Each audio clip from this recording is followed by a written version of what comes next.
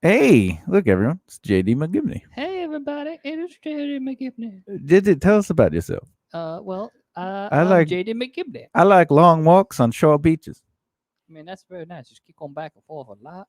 Go there, Oh, go it back over means there. that the long walk will be a short walk because it's on a short beach. Oh yeah. It's like, What are we doing? I don't know. What's today's show about? I don't know. It's about starting over and hitting the reset button. So let's do that. All right. We'll see you next week. Bye everybody. Thanks for joining us. All right. Anyway, so what do you got to say to us today? I got to say that it's a very rainy day. Yeah. Go I got ahead. my This is coffee, interesting. and I'm hanging out with my best friend. See? Wait. Me? Yeah, you. Oh, he's just trying to get some points because he knows what's coming today. I mean, they always come every episode. They always come. They always come. Now, is there a flood? There is now a flood down here. What happened? It rained. How deep does something have to be a flood? When there's water, when there shouldn't be. That's not true. That's impossible. Why would that be the answer to what a flood is? 'Cause I don't know the actual definition. I'm peeing. There shouldn't be pee coming out of me. There's a flood. I flooded into the toilet. Oh wait, I drank a lot today. I flooded into Maybe the this bed. isn't a flood. I flooded into the couch. There's a flood, everybody. This can't be a flood. It's impossible. It's impossible. What is the definition of a flood? A flood is- Where's your phone? Over there? Are you sure? Yes. What the hell's that noise? Oh, it's your. Mm. I like Apple products. They suck. That's an Apple An product. right? overflowing of a large amount of water beyond its normal confines, See? especially over what is normally dry land. There you An go. outpouring of tears or emotion. There you go. So there is a flood down here. Yeah, I know. Surprise. I was told there wasn't. Yeah, well, there wasn't, and then there was. Where is it now? Well, it's on the floor. Oh, you now. didn't send out the video? Is it video? I thought you filmed something. No. Why didn't you send it out? Didn't you want people to know our adventure? We didn't have our bathing suits on, so I figured it wasn't gonna get a lot of. Why would I wear bathing suits around you? What is that? It's a thing.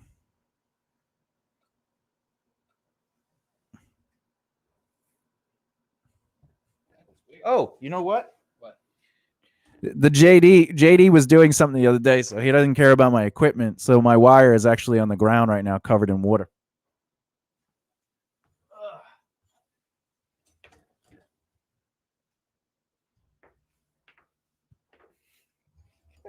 I apologize. Oh, yeah. Don't apologize. Just do better. I will do better. That's ridiculous. That's so ridiculous. You know what I got to do when we go upstairs? Check everything. I gotta make a marking. Oh yeah, go ahead. Where do I gotta put the marking, JD? I don't know. JD, come on, just say it. I don't know. Where are you making a marking? Where do you think I'm gonna make the marking? On the board. And where on the board am I gonna mark? I don't know. That's up to you. Come on, say it. I don't know. You do know. I don't know. You don't really know? I don't know. Are you just saying this because you don't don't want to know. say it? I really don't know where you're putting a marking. If I end up saying it, will you say, "Oh yes, that's where it's gonna go"?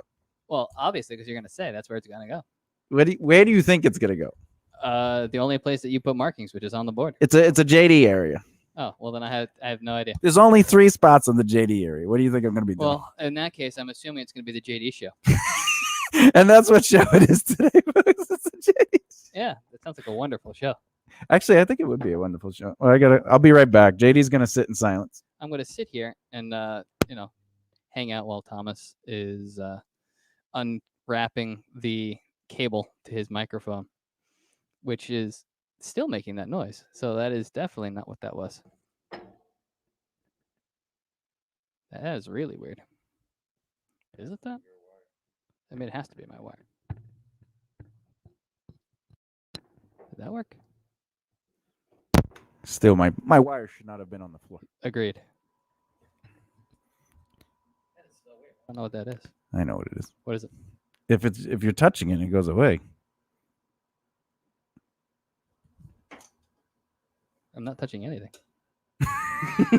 It's a head. This is ridiculous.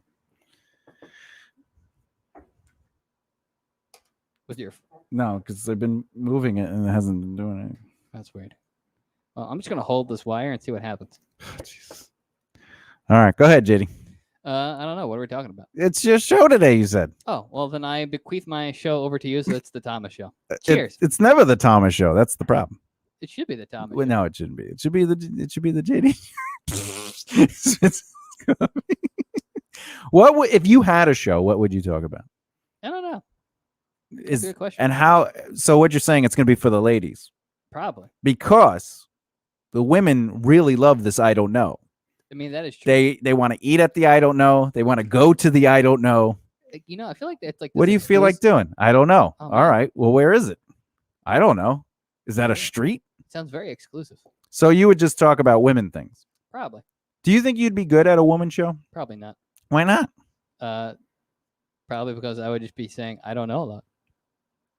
You don't think you could do a show? So why would people come see you then? Why would they want to? Well, that's a good question. Why would people want to come see you, let's say, perform? Well, I suppose it would be because that they enjoy me as a person, or they But feel if you there's some don't sort of have anything connection. to say, how can they enjoy you? You're saying I have nothing to talk How about, do and my people- show would have nothing to talk about. Why do people like Silent Bob? And he barely says anything. That's not true. He says a lot. Through his- Silence has nothing to do with not saying things. That is true. And also, Silent Bob, by the way, if you've ever seen any of the movies, you would Says know stuff that in he, every movie, but- especially in Chasing. but Amy. only when it's important. He breaks his silence. There was only one movie where he was asked, "This is where you're supposed to come up with your like genius stuff," and he's like, "I got nothing." Wait, wasn't that Jay and Silent Bob Strike Back? Maybe, I don't know. Doesn't matter. I don't watch those movies. I don't believe you. Oh, we have a viewer. Who's Ooh, this hello, today? viewer. Hey, oh, they're on Welcome. Twitch. We get some viewers on Twitch. Ooh, It's exciting. I like Twitch. What Real are your twitchy. thoughts on the shot today? I think it's kind of stagnant. No, I think it's looking good. We see you moving. You're holding your bell with anxiety. You got your wire in hand. Look, we got a Oh, good shot of that. Gotta make sure we. Hey, JD, what are you doing? Interesting. I love tech. So, if you had a show, you wouldn't talk about anything. Probably just interview people and talk to them and Would see. you talk to valued people or just people you know? Both, because I feel like the people that I would surround myself with have value because I enjoy Well, what they then, bring to. so the life, real question is, why are people coming to the show? because people would find value in theory. Well, that's your assumption. That you can't place assumption on your market. You can't assume just because I do A, B will happen. I agree. But you're saying it's because they will find value. But I'm asking, why would they come to the show? And you're saying it's because they will find value. No, let me rephrase. I'm saying that they would come to the show because they already have placed value. Where would that value be, though? How would it be there? Either in my personal brand or whoever it is that I am speaking with.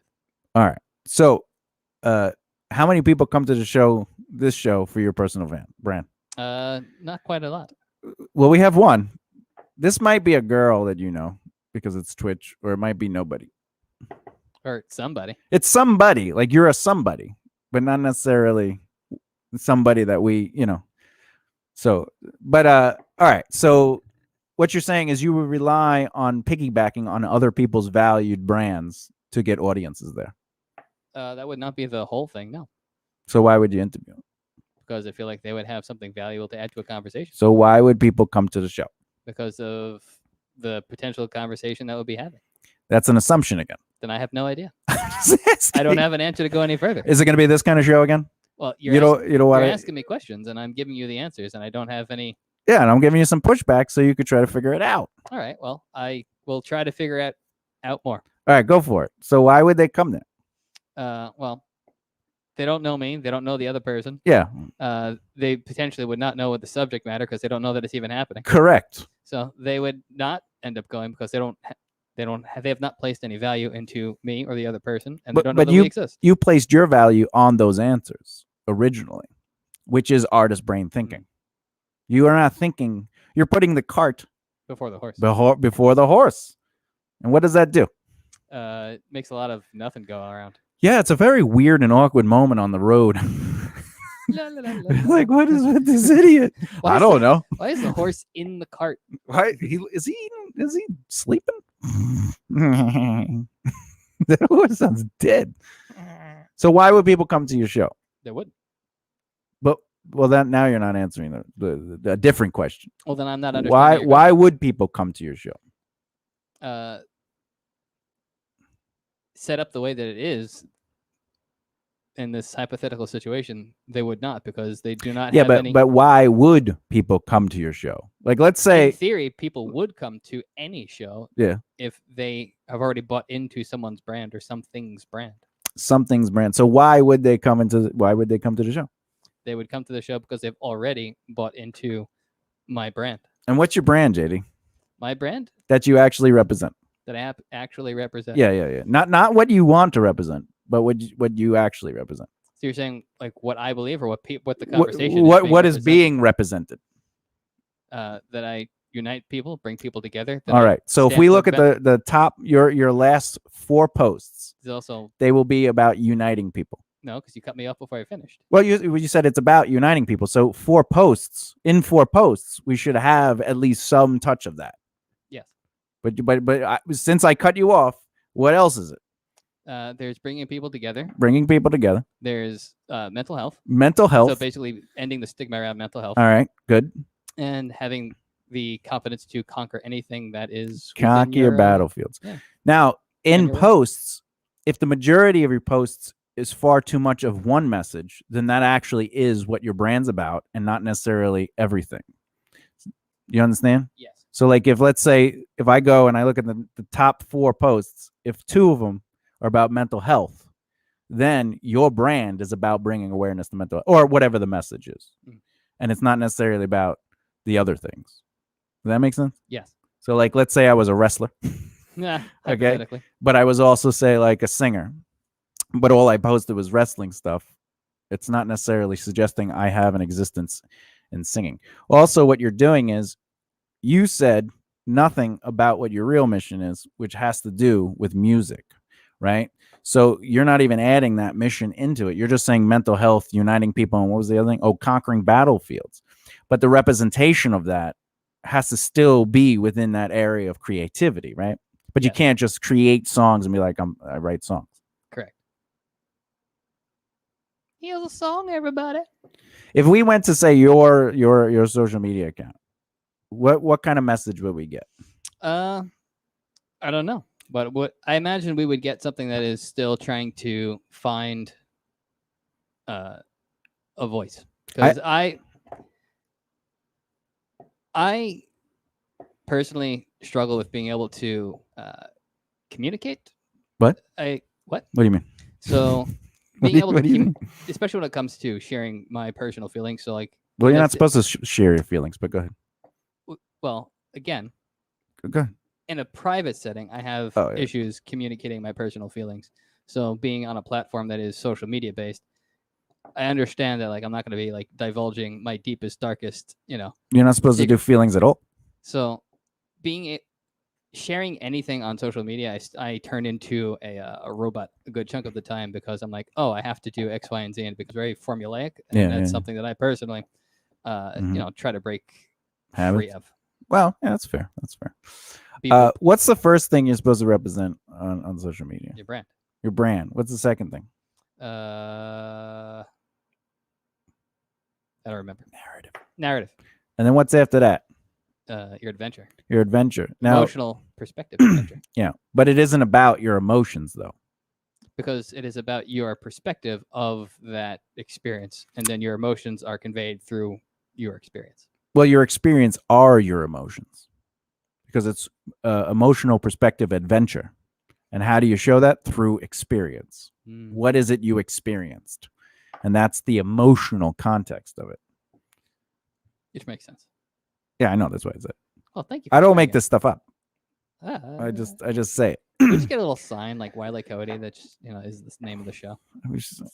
Do we have the heat on down here? No, I turned it off. I feel like the heat is. Oh, the thing is on. Yeah, why would I turn the thing off? Could you turn that and this light off so it's not blaring my eye? When did you get an eyeball? Shot's gonna be so weird with no one in it. Look it.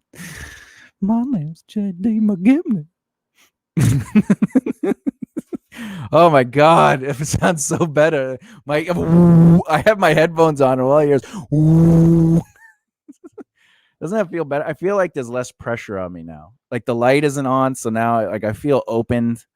I appreciate that. Thanks, JD. You're welcome. I'm here to help. Jesus. If you want to get a mop to clean up this flood. All right, where are we? Okay. All right. So,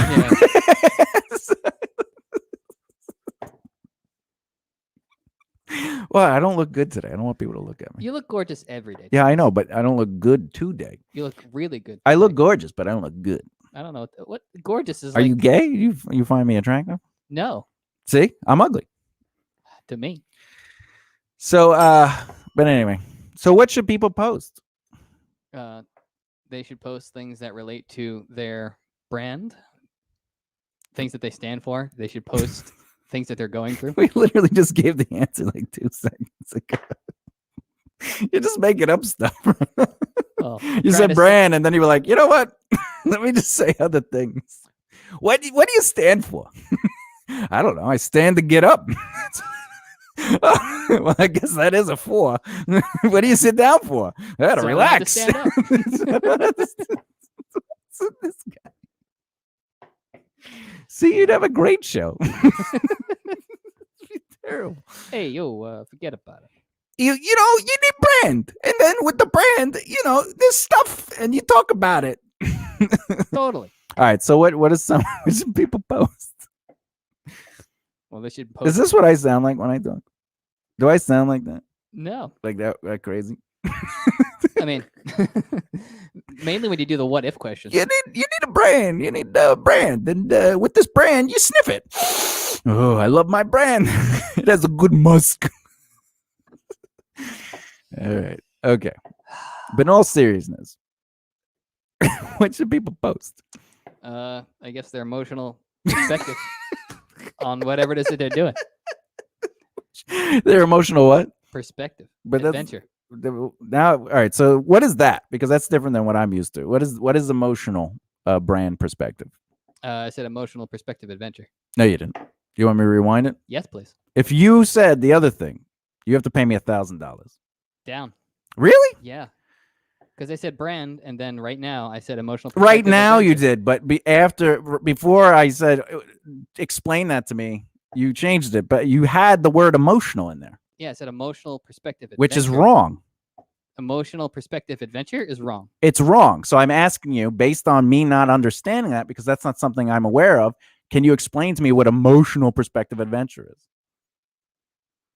I have no. This is something you've created just now on the show, so I would well, like to know what it is. You're saying that's right, so stand in your puddle. What? Tell me about emotional, which is what you said. Emotional, what perspective adventure? So what is that? Emotional adventure perspective. Is that what it's supposed to be? I'm getting confused. That one I actually don't even know what that is. What is an emotional adventure perspective? I have no idea.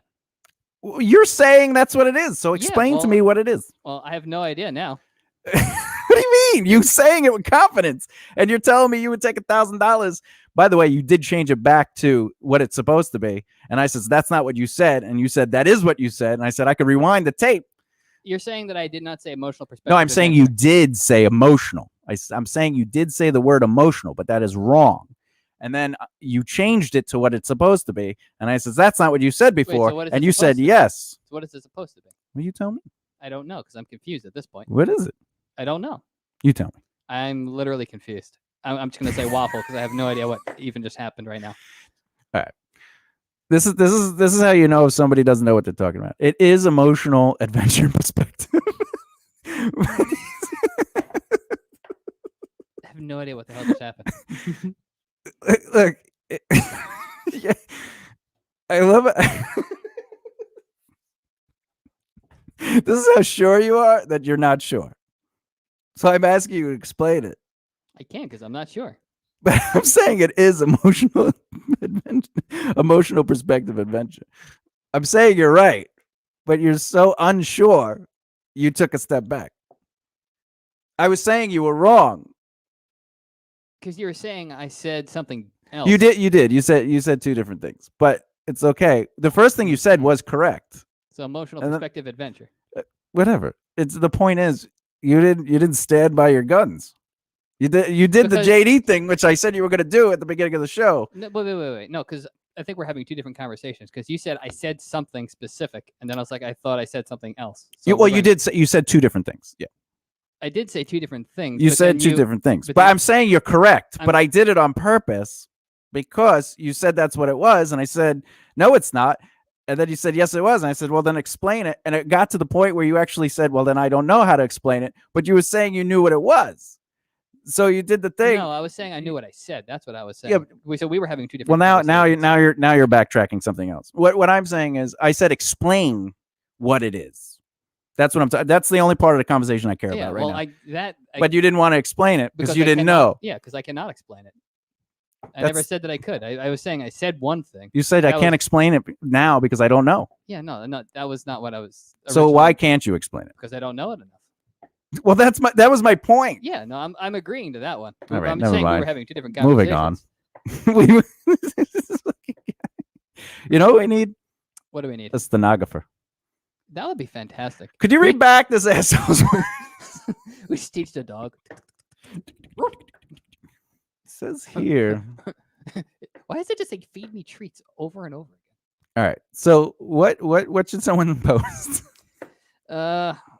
Definitely pictures in bikinis. Well, I mean, if that's a part of your what are you saying? Emotional perspective adventure. Emotional perspective. Yeah, adventure. like those bikini holes. What's a bikini hole?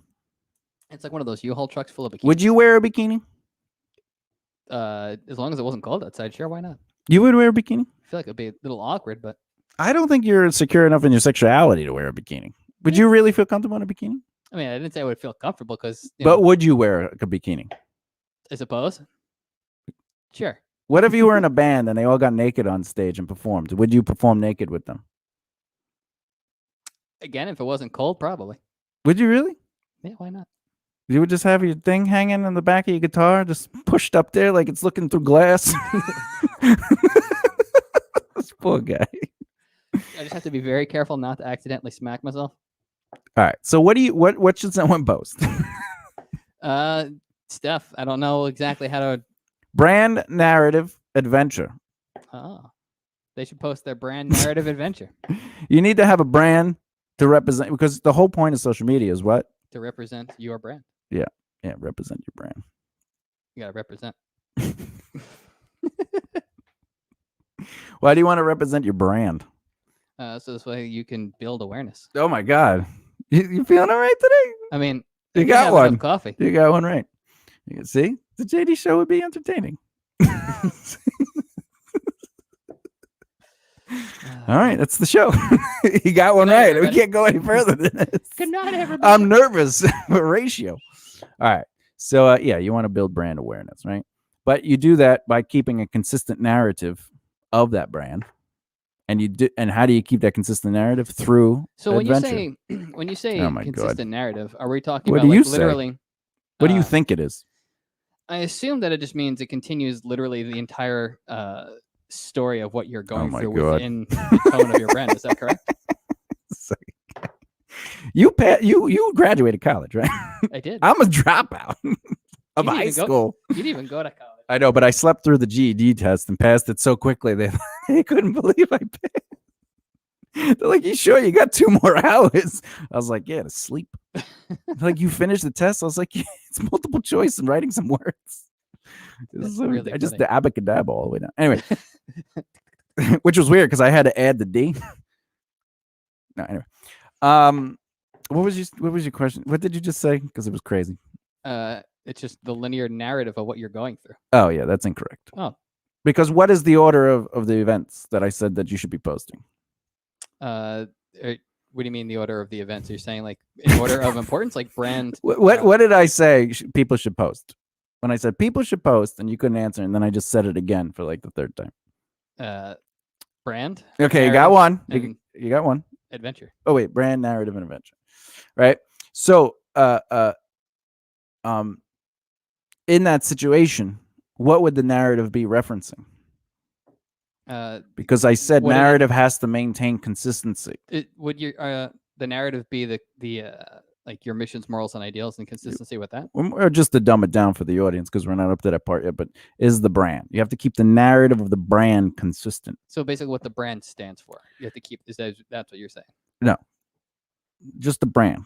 Whatever the brand is, there has to be consistency in representation of it through your adventure. Gotcha. But that has nothing to do with your linear story. In fact, we didn't even mention that yet. And so, how did you come up with that? I was guessing. I know, but how? Like where? Because this is interesting. Because you might not be the only one that doesn't know how to comprehend. Well, I was using the word narrative, and for me, narrative meant story. It is a story, but the story is also represented by the brand's story or the brand's narrative. But there is no actual story yet. It's not like, what did you do today? What did you do tomorrow? How long has it taken you to get where you've gotten? You know what I'm saying? Mm. But that could be a part of your adventure. You could be the person that starts at the beginning and just goes through until you finish. But if you notice, adventure is after narrative. So in that order, it would mean that the brand's narrative has to be consistent, which is why I did say narrative is about keeping the consistency. Gotcha. Okay. And then I said the way you would represent that brand narrative is through adventure. Gotcha. But I'm trying to, because I might have to change the way I talk or teach. Yeah. Because that was a very simple A to B to C. Yeah. Again, I heard the word narrative, and I was like, that literally just means story. You are right. It is. So my brain just went to, do you mean just going through literally what you're going through? But then you said, you were very clear about saying this is like the narrative of the overall brand, not necessarily like the things that you went through in the order that you're going through. You're talking about adventure, which means we're not staying in the same conversation. You just moved ahead. Gotcha. Because if I say brand and narrative and you're like, oh, the adventure, like you have to keep that story. But you know what I'm saying? Yes, you've clarified. That is artist brain right there. Why is that artist brain? Because you just want to get it done. A equals B. That's it. Oh. That's how artist people are. They don't focus on what needs to be focused on. They focus on what they care about within a conversation or what they care about in the results. It's like if you talk to a musician, what do they care about? Making albums, getting on stage. They don't care about anything else. Name a musician you know that cares about anything else other than writing music, recording music, and playing shows. Not a lot. Name an actor who cares about anything other than I just need to be acting. All the successful ones. Well, that's my point. Even musicians are the same way. Musicians that are extremely successful do more than just care about writing songs and playing shows. They do more with their brand. Like you too. Who? What about me? How dare they give us free music? Well, U2 is how the hell is the back of your thing keep unfolding? Well, check your curtain. Pull it more your way. Pull your curtain your way. I don't understand how that's happening. Keep going. To you. All right, good. How's that even? It's so weird. Are you pushing back? I don't know how this is moving. Is there a gust of wind? Ghost. Yeah, I guess there was. Anyway, U2 doing that is not that's artist brain. Yeah, that was definitely a big artist brain. Yeah, but that's not why they're successful, because they did they did other things like what? They're like very big like activists, especially. Yeah, activism. Yeah, that's correct. I was gonna say that with the AIDS and the wars and the other stuff that they do. It's not just about the music. It is not just about the music. And see what happens when they thought just about the music? People rejected them. To like, hey, get this out. And they're a big band. Mm-hmm. Or Bob Marley, I think, is a really good example. Like he's dead. He's very dead. He's been doing nothing for at least 10 years. I don't know how he would be a good example. The last example he showed was how to lay down after being shot. Actually, he died of cancer, but I know. He got shot and finished his set. Yeah, I know. And then went. Yeah, he was doing sit-ups. I gotta go. He goes, I gotta finish these sit-ups. Finish the set. Oh, you mean music set? Yeah. Don't worry about it, man. Don't worry. I'm bleeding. I did not shoot the sheriff, but he didn't show up, that fucker. Where's the sheriff when you need him? You write one song about shooting a motherfucker. That's funny. Tell us about that. I Uh, cannot. Well, Here we the go. point I was getting at is that he What? was very Yeah. very Mhm. Yeah. focused on the message of just like love and unity and peace, and like it was never about pushing music. It was never about pushing a song. It was never about pushing an album. Yeah. Yeah. That's gay. What? Just saying, he's doing he did what you say. Everyone should do. He did not make the millions he did because he focused on love and peace and marijuana. Yeah, no, I understand that. What I'm saying is he focused on his brand narrative. I understand, but his movement created literally a religion. That is true. He did literally Because he's a cult leader. That's how he was successful. And then behind the scenes, he was doing business, yes. which is why he had longevity until longevity said, why don't you take a seat for a little bit and give it to your kids? And he All went, 8 of them. okay, man. Sorry, but kids. he created a movement, which is a little different than creating a narrative. He saw that people were gravitating towards that lifestyle. So like the Grateful Dead, they live off of the people that are like cult. They're cult, and you know that because they don't shower. Ugh. Wait, didn't like the Nike cult like shower? They were seem like they're very like clean. The just crazy. cults, Yeah, like crazy. it's a different spelling. He's like, What? isn't there a Z in? Who even? You don't even follow sports. I don't know what's going on right now. Look at this. Stepped up. Like he's making a joke. Why is it so wet down here? What, we have a flood? Yeah, I think it rained. I doubt it. I doubt it. Did it flood down there? Nope. I'm surprised. I almost didn't wear sneakers, and then I was like, "There's no way JD knows what a flood is." That's literally what I thought, and I was like, "I'm gonna wear sneakers." And I swear to God, as soon as I got down, I was like, "Oh, it didn't." And then he's like, "There was no water, I swear."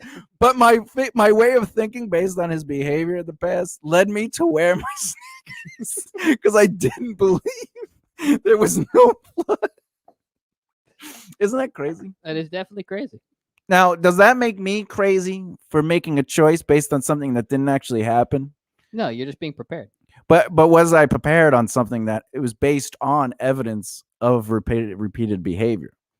There's definitely been behavior where we have had miscommunications on. No, it has nothing to do with miscommunications. What you're saying? Where you were wrong. Where you're saying? You've never been wrong. I've been wrong. And that's what I'm saying. I'm saying you've been wrong more often than not. But the discussion at this point was my internal definition. No. Word. That is not at all. That's not what I'm talking about. Oh. You said there was no flood. And There since was. you are the majority of the time wrong, I decided to say, I think there might actually be a flood. So I wore my shoes. It had nothing to do with the definition. I wasn't like, oh, maybe he thinks a flood is like 16 inches. I wasn't thinking, no, I was like, he said there is no flood, but the evidence is proven against him more often, where I was like, I think I'll just go down there with my sneakers. If there is no flood, you could take at least I have the choice. So I was preparing. You prepared for the worst. Yeah. I was hoping for the best. I'll be honest with you. I was like, maybe there is no flood. That'd be great, you know? That would have been really great. I should prepare for the worst. Is it bad that I did that, though? No. Why would it be bad for you to prepare for the worst just to be prepared? But why? I mean, for why I prepared. Listen, you're allowed to have any. Look at him, fucking Groucho Marx sipping his coffee. I'm gonna zing him. You can do whatever you want. Yeah, you can do whatever you want. It's not about me doing whatever I want. I don't do whatever I want. I just do everything I want. Not whatever I want, just everything that I want. All right. So what should people post? Their brand, narrative, and adventure. And how does that work? With words, and sometimes pictures. You know what's funny about that? It would almost be right. What? Why? But it's not right. Because again, you're using your artist brain. I'm using the thing. You're thinking about the results, which is the words or the photos. So you're saying that's the same thing as going, oh, let's write a song, or let's write a song. Let's write a post. Let's write a post. Let's write a picture. Right. So what would you use to create the brand, the narrative, and the adventure? How would you do that? Well, I would first have to understand my brand in order to maintain a narrative. So Well, I'll just you're going through. You're about to just get convoluted. The answer is just straightforward. What's the answer? You use your missions, morals, and ideals. Right, so you don't have to go through all that other stuff. You're about to go down the rabbit hole. It's just, what are the tools you use? The tools you use is your missions, morals, and ideals. How do you use those tools? Well, you maintain the brand's narrative through adventure. You see that? See how easy that is? That is definitely a lot easier than what I was going to say. I know. And it's simple and to the point. But what I said is what needs to be done. What you were saying is trying to kind of philosophically understand what the process is, which is an artist thing, because what artists do, oh, if I do a show, so many people, they start going down this rabbit hole of, I'll do the show. There'll be 3 bands. The 3 bands will bring fans. We don't have to bring our fans because we don't want our fans to be friends like their bands but we're so good. No one's going to like them anyway. And then the fans of that band will like us so much, we will win over their fanship. That is very artist brain. That's artist brain. I used to think like that. I know you used to think like that because that's how artists think. And you have to change your brain to go, wait a minute, that has nothing, none of that is important. Got to stop being egotistical. Yeah. You never ever play a show or do something to build a fanship. People do not build fanships because of the things they do. There's a bigger picture in that. And if you don't believe that, then why do you watch people when they do interviews? Why do you read stuff in magazines about people? Why do you care about the National Enquirer? Because you care about who these people are and what they're doing in their life, and not so much the movie they're in. However, because you care so much about their life and who they are and how they live their life, because you want to feel connected to them, their brand, you want to be like, they're like me. I like this person. They're like me. I like some of their philosophies. So I'm going to watch their movie. I'm going to listen to their song. I'm going to blah, blah, blah. Which is what Bob Marley did, by the way. He created a movement. People were looking for a way to rebel against society and how to feel connected and not feel persecuted. And they were sick of hate and anger and violence and all this stuff. And he's talking about peace and love and smoking weed. He literally started that movement. He did. So that's what people connected to. You know what I'm saying? But his actual brand wasn't peace and love. You know what I'm saying? Yes. Like it turned into, he listened to the conversation, and as a smart man, very smart. Let me lean into it. Same reason I leaned into the pizza aspect. You know what I'm saying? Pizza isn't really a part of my brand, but because so many people associate it with me, I was like, let me lean into that a little bit. Plus, I mean, everyone just loves pizza, so. But that's not, but not everyone should love pizza. If it's about my brand, if we're talking about me, what is it about pizza that is a part of my brand that people associate with? And it's not that they love pizza. You know what I'm saying? Because what do people say? He eats pizza every day. So I'm just curious, maybe Oh we're on the pizza aspect. What? If you had to break down the actual, I guess, deeper connection, the deeper meaning of the pizza in your brand, is it just because people notice that you were eating pizza all the time, or is there something else within the relation of you loving pizza? I'll tell you if you at least give it a try.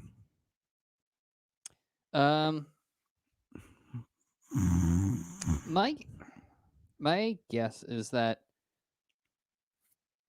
you loving pizza is something that it's you treating yourself to something that you love, but at the same time, it's something that's fairly universal that a lot of people enjoy. And then it's also something that you can use as a common congregation thing to bring people together to, sit down, relax, and enjoy a slice of pizza with somebody.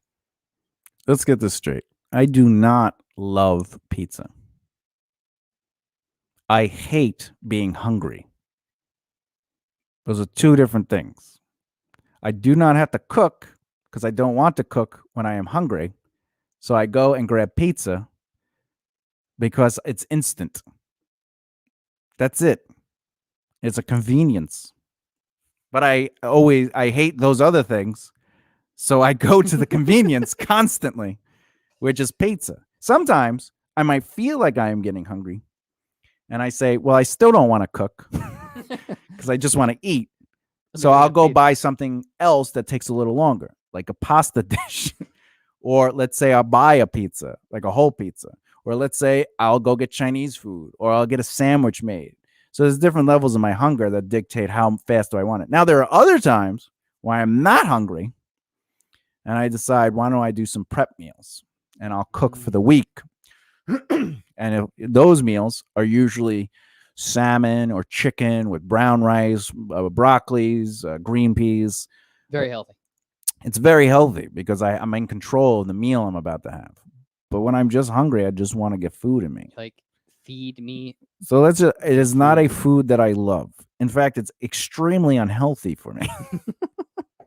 But I will eat it every day if indeed it is convenient.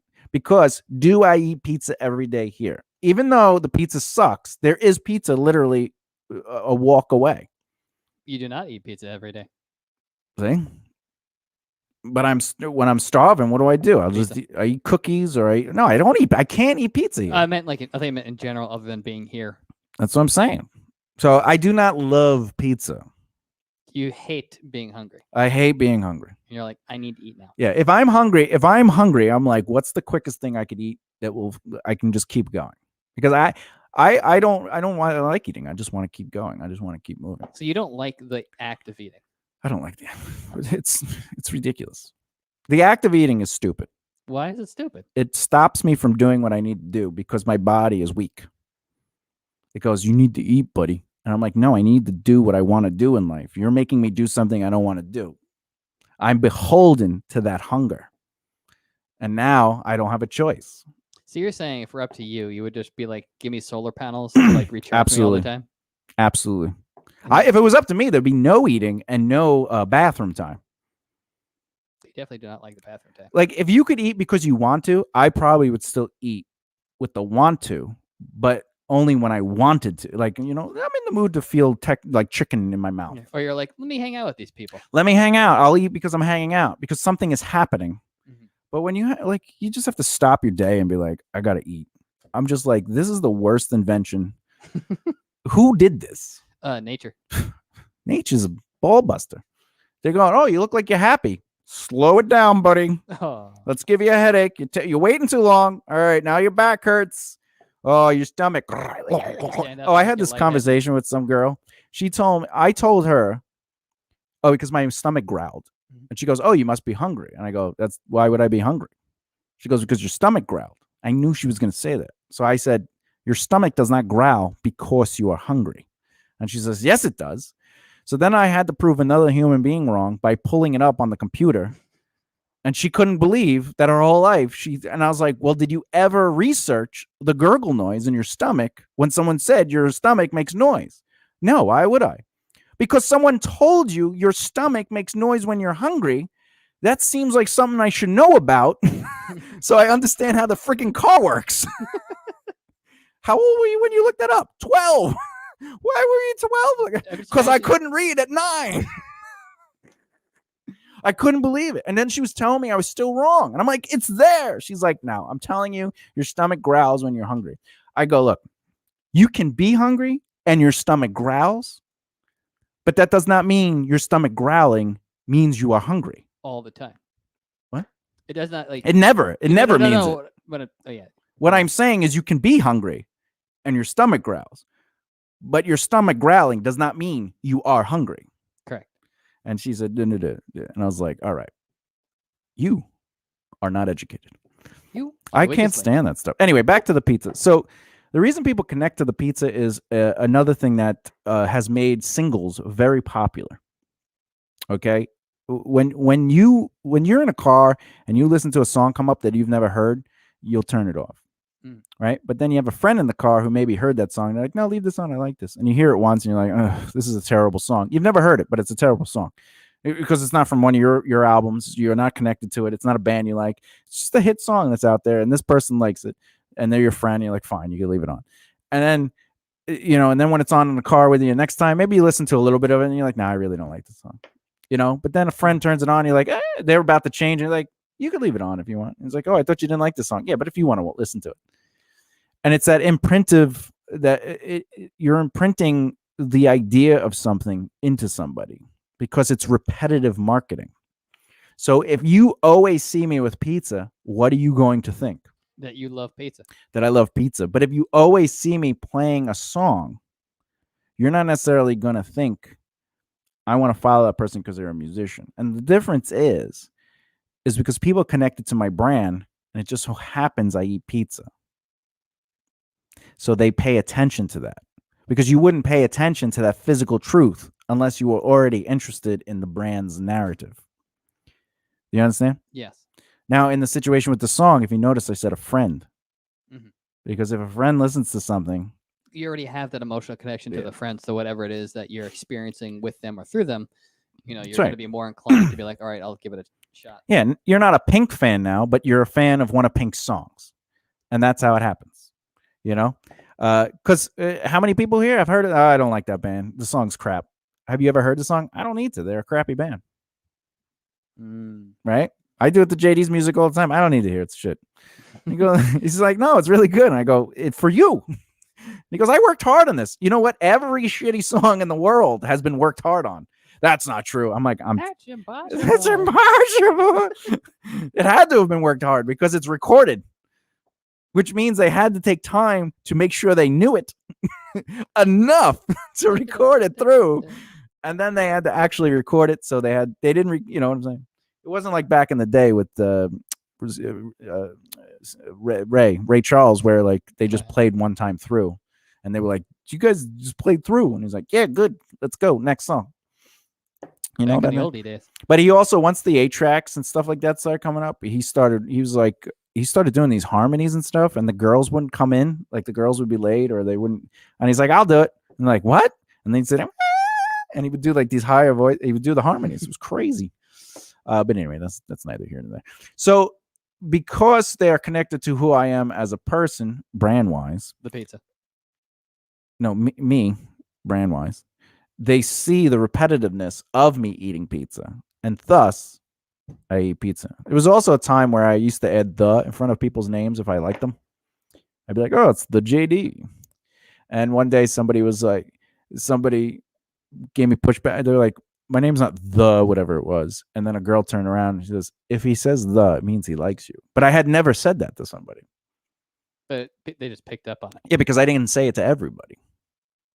But when I said it to this person, it made me not like them anymore. And I was like, "Don't worry, I will never use the with your name." Because it was just something. It was like a playful. It's like how I call everyone. Like if I like you, I call you sir. You know, good sir. I say, yeah, that's right, good sir. You know. Yeah, why? That's such a weird thing to be like. Don't do that. Well, I don't like when people call me Tom. Which is weird because like you will call yourself Tom. I'm allowed to do whatever I want. You're like, I hate this. Yeah, I hate when I hate when people call me Tom. Are you saying you're not a people? No, I'm a person. Mm. and I could do whatever I want with my life. I just hate that people disrespect me by not calling me by the name I gave them. Understandable. Which is the same with transgender when they go, "Hey, I know you don't know that I represent myself as a they, but now I'm telling you I am a they." At that point, I would continue calling them a they. The first time, I don't get mad at people the first time. Yeah, because they don't know. If there's no communication, yeah, then you know. Yeah, it is what it is. I do appreciate people though that go, "I notice when I call you Tom, you make a face," and I go, "Yeah, it's not my name." It takes me a second to register, and they're like, "Well, what do you like being called? Thomas or Tommaso? Either one of those are fine. If it's on stage or public, it's Thomas." And they're like, "Oh, okay." That's it. After that point, though, if you call me Tom, I'm just like, I will not listen to you. And definitely don't call you Filbert. Filbert's okay if you want to get punched in the nuts. And if you're a girl, I just let you hold nuts, like a bag of nuts, and then I just punch you in your vagina. So how does someone market their brand, Jetty? I don't know. Definitely eat a lot of pizza, apparently. You gotta eat. Are you serious? No, I'm kidding. Okay, all right. Because I thought like you just ignored everything. And I was like, I'm not repeating any of that. I got a memory like a soap dish. It's soggy. Oh, now it is. Sticky. It's soggy and sticky. Oh. Cocksucker. Oh, God, that show's so good. Anyway. But they represent their brand. Oh, my God. By what? Using their missions, morals, and ideals to guide them through. Well, they represent their brand through a narrative, a consistent narrative that is placed upon their adventure. And how do they do that? They do it with their missions, morals, and ideals. Because your brand is your missions, morals, and ideals, but you're not using your mission, moral, ideals to create a narrative. Because you have to use the whole brand, which isn't just missions, morals, and ideals. What is a whole brand made of? Your voice, image, and the conversation of That's right. the audience. What is your voice? The tools, the missions, morals, and ideals. How do you represent that? Your image. your image is the style, the look, the texture, your actions, your performance, what you do or do not do. But that has nothing to do What you say or do not say. what you do or not do. Do or do not. There is no only try. try my dick. All right. But that's the, like, you don't confuse that stuff. Your missions, morals, and ideals are a very small part of it, but you The utilize. brand is the whole thing. The missions, morals, and ideals Yeah. are a tiny little. That's why I keep saying, no, your brand is utilized through a consistent narrative. And when you say, oh, yeah, that's your missions, morals, and ideals, that is not accurate. That is not an accurate statement, because your brand is your voice, image, and the conversation of your audience. And the missions, morals, and ideals are used to guide you and keep you on track, correct? Well, the missions, morals, and ideals represent your actual voice. What is it you have? What is your message? What is it you want to actually say with your celebrity or your awareness? That's your voice. You're giving voice to your missions, morals, and ideals. How will you represent that voice is your image, based on what you will do, what you won't do, things like that. Gotcha. It's not that difficult once you break it down simply like that. But people think it's very, oh, now I got to think about it. And then like, what are my missions? It's like, well, what do you want to do in your life? I don't know. Well, then you don't know what your missions in life are. Think And you about can't it. have a brand. Well, you can, because then you go, what are your morals? And you go, I don't know. It's like, do you hit people? No, I don't believe in violence. That is your moral to society's rules. You agree with the moral of society. You don't think people should hit each other. They should go get arrested. But that's also an ideal, because you don't like hitting people. That becomes the ideal. So the moral is how you relate to other people, and the ideal. No, moral is your social is your stance on social morality. And then ideal is what you hold within for yourself. It's your personal beliefs. And missions are what you want to achieve. Missions are what you want to achieve. But most people can't answer that, yet they have them. Why is it's so difficult to... Stupidity. Fair enough. Well, why do you think it's difficult for you? Because I have no idea. I've never had an issue going, what do I stand for? Like, because everything I do is based on such strong beliefs. For me, it's an issue with opening up, and but it has nothing to do with that. Can I finish my sentence? It's an issue with opening up and having self-confidence to like look within myself. It has nothing to do with those two things. It has nothing to do with those two things. The self-confidence. No, it doesn't. I could prove it to you in 2 seconds. Please prove it to me. Are you nice to people? Yes. That's an ideal. Well, I also question myself, so that's the self-confidence. That has nothing to do with being nice to people. Agreed.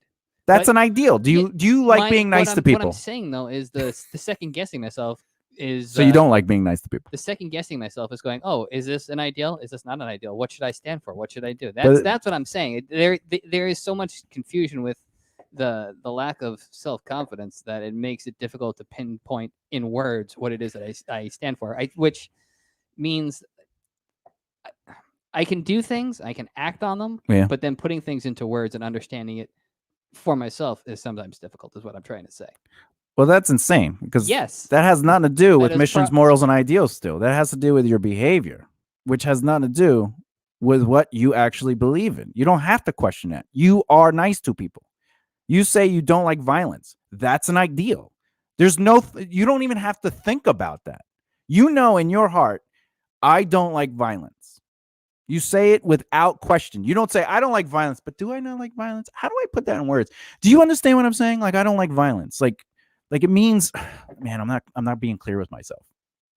If you have that thought pattern, that is not what the thought pattern is. So that's why I'm saying that has nothing to do with it. A mission and moral ideal is literally just what you believe.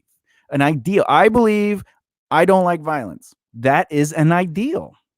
Now, what you do is you write that down. I don't like violence. You don't have to write, I don't like violence with kids. I don't like violence with dogs. I don't like violence. That's it. That's all you have to write. And then you write other things you believe in. And then you look at it and you go, what is that I want to represent in my public persona? Because you don't have to represent all that. You just represent the things that mean the most to you. And it's not hard to figure out what means the most to you, because it's the thing you do the most. It's the thing that defines you. It's a thing that, like, that's why I break down all my strong characteristics are educate, entertain, and enlighten. Because the things I believe in, the things I do, ultimately represent those 3 things. But educate, entertain, and enlightenment is not my missions, morals, and ideals.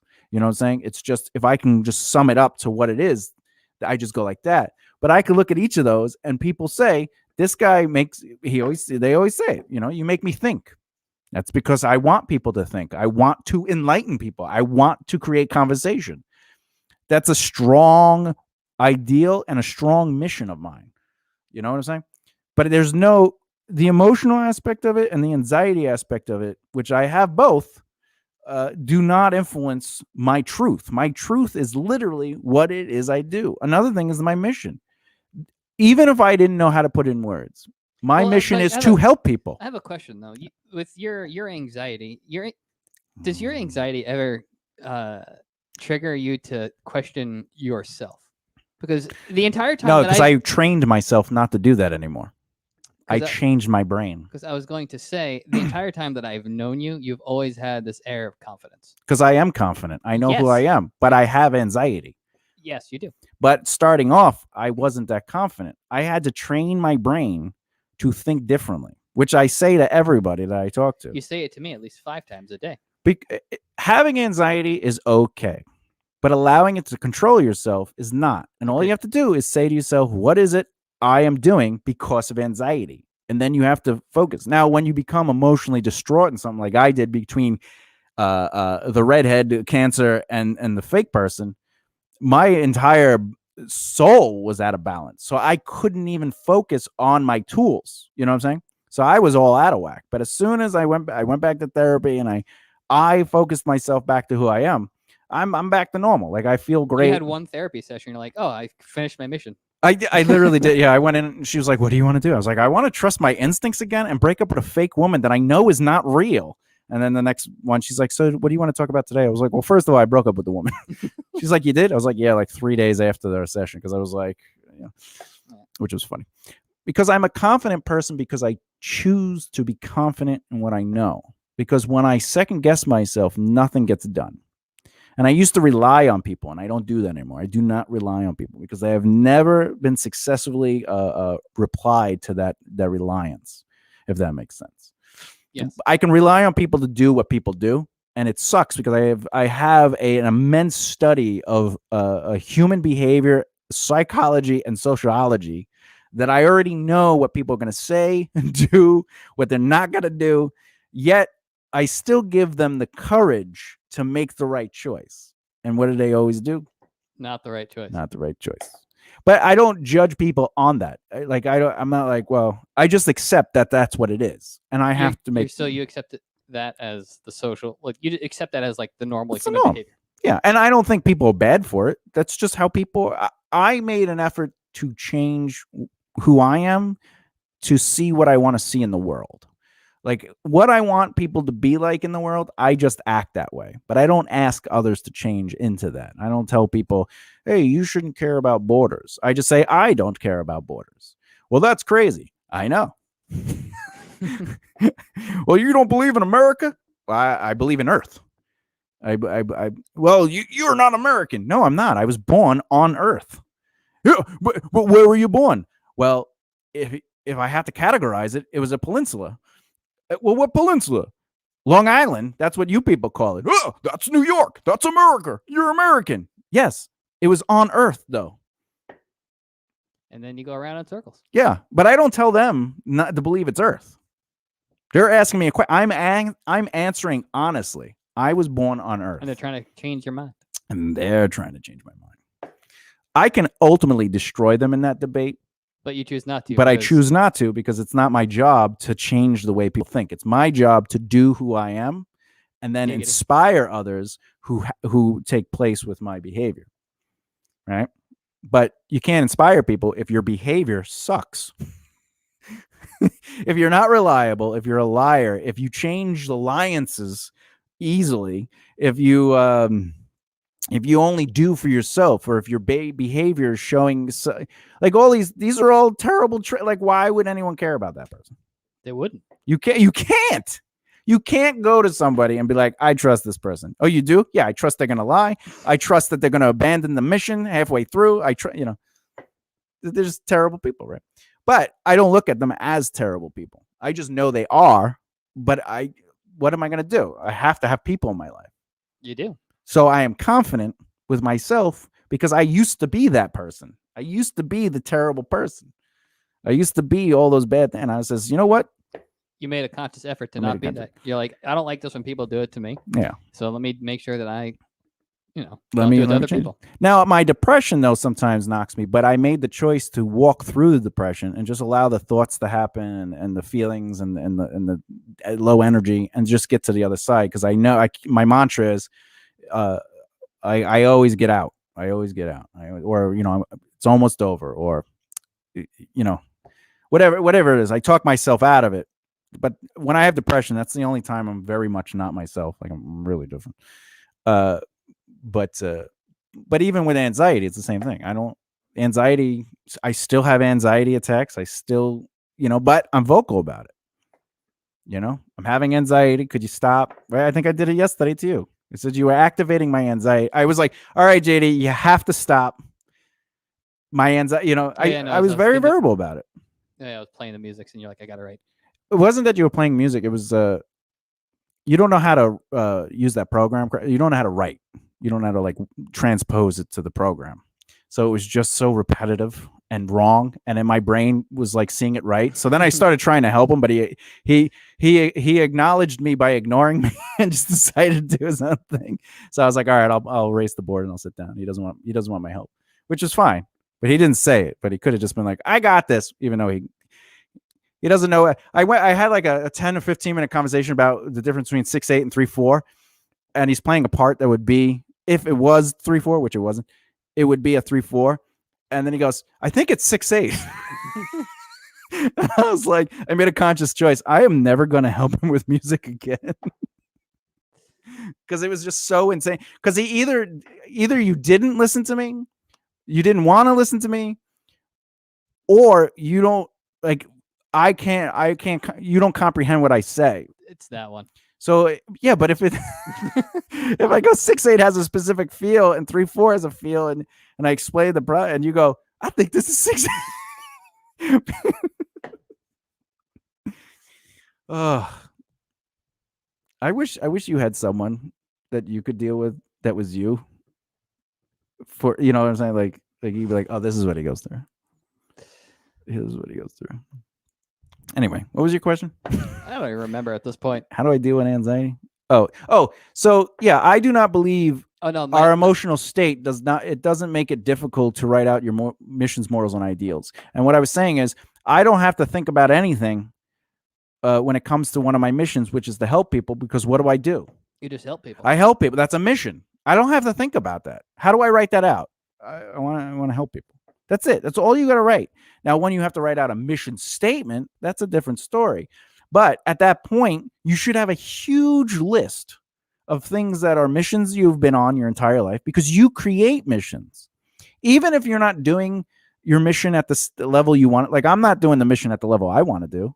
I want to help people in a huge way, but I can't, right? So I do what I can now until that day comes. But I don't think, well, I'm not really doing the mission then. No, because you're still doing it. It's just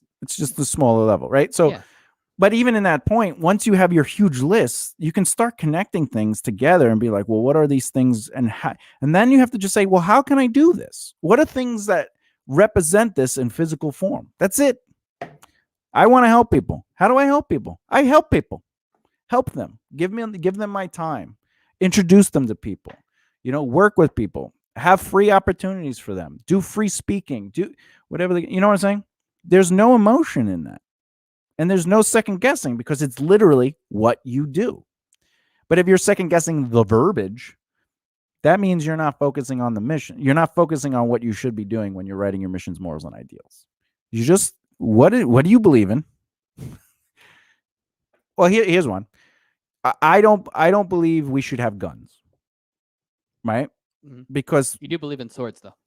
Swords, knives, crossbows, arrows, things that take a little effort. Wait. So why the crossbow, but not the gun? Because crossbow only shoots 1, maybe 3. I think there's a 7 bolt. But the chance of the crossbow still does not have 1,000 bullets. Well, what about a 6-shot revolver to like the 7-bolt crossbow? The 6-shot revolver, in my mind, is still quicker and more deadly than, say, a musket.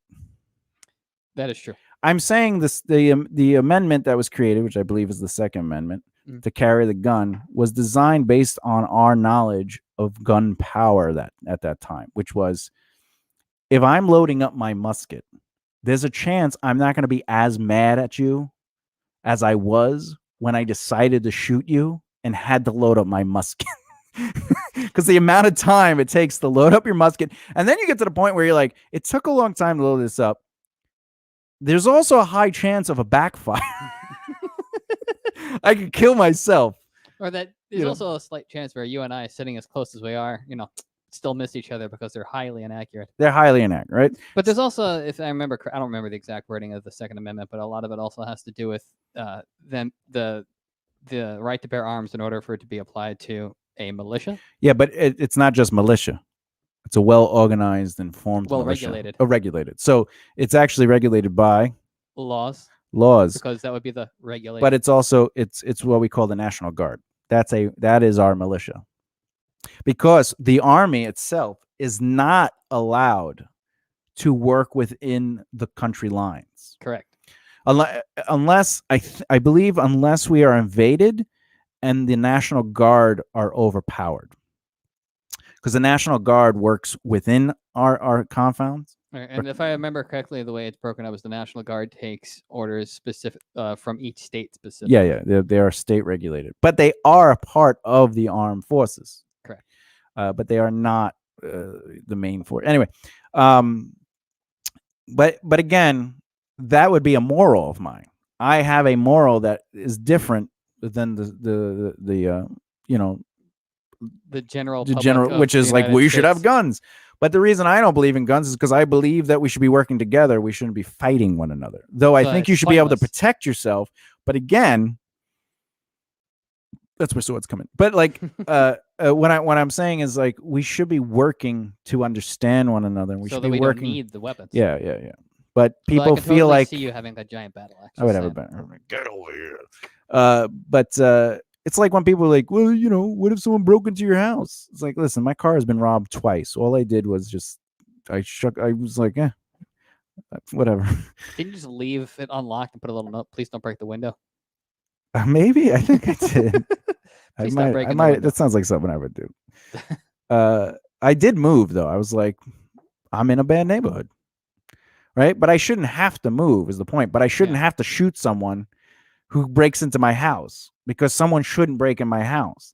But the thought is, well, someone will. And it's like, well, if that's the case, then how come they don't? I've never had anyone break into my house, ever.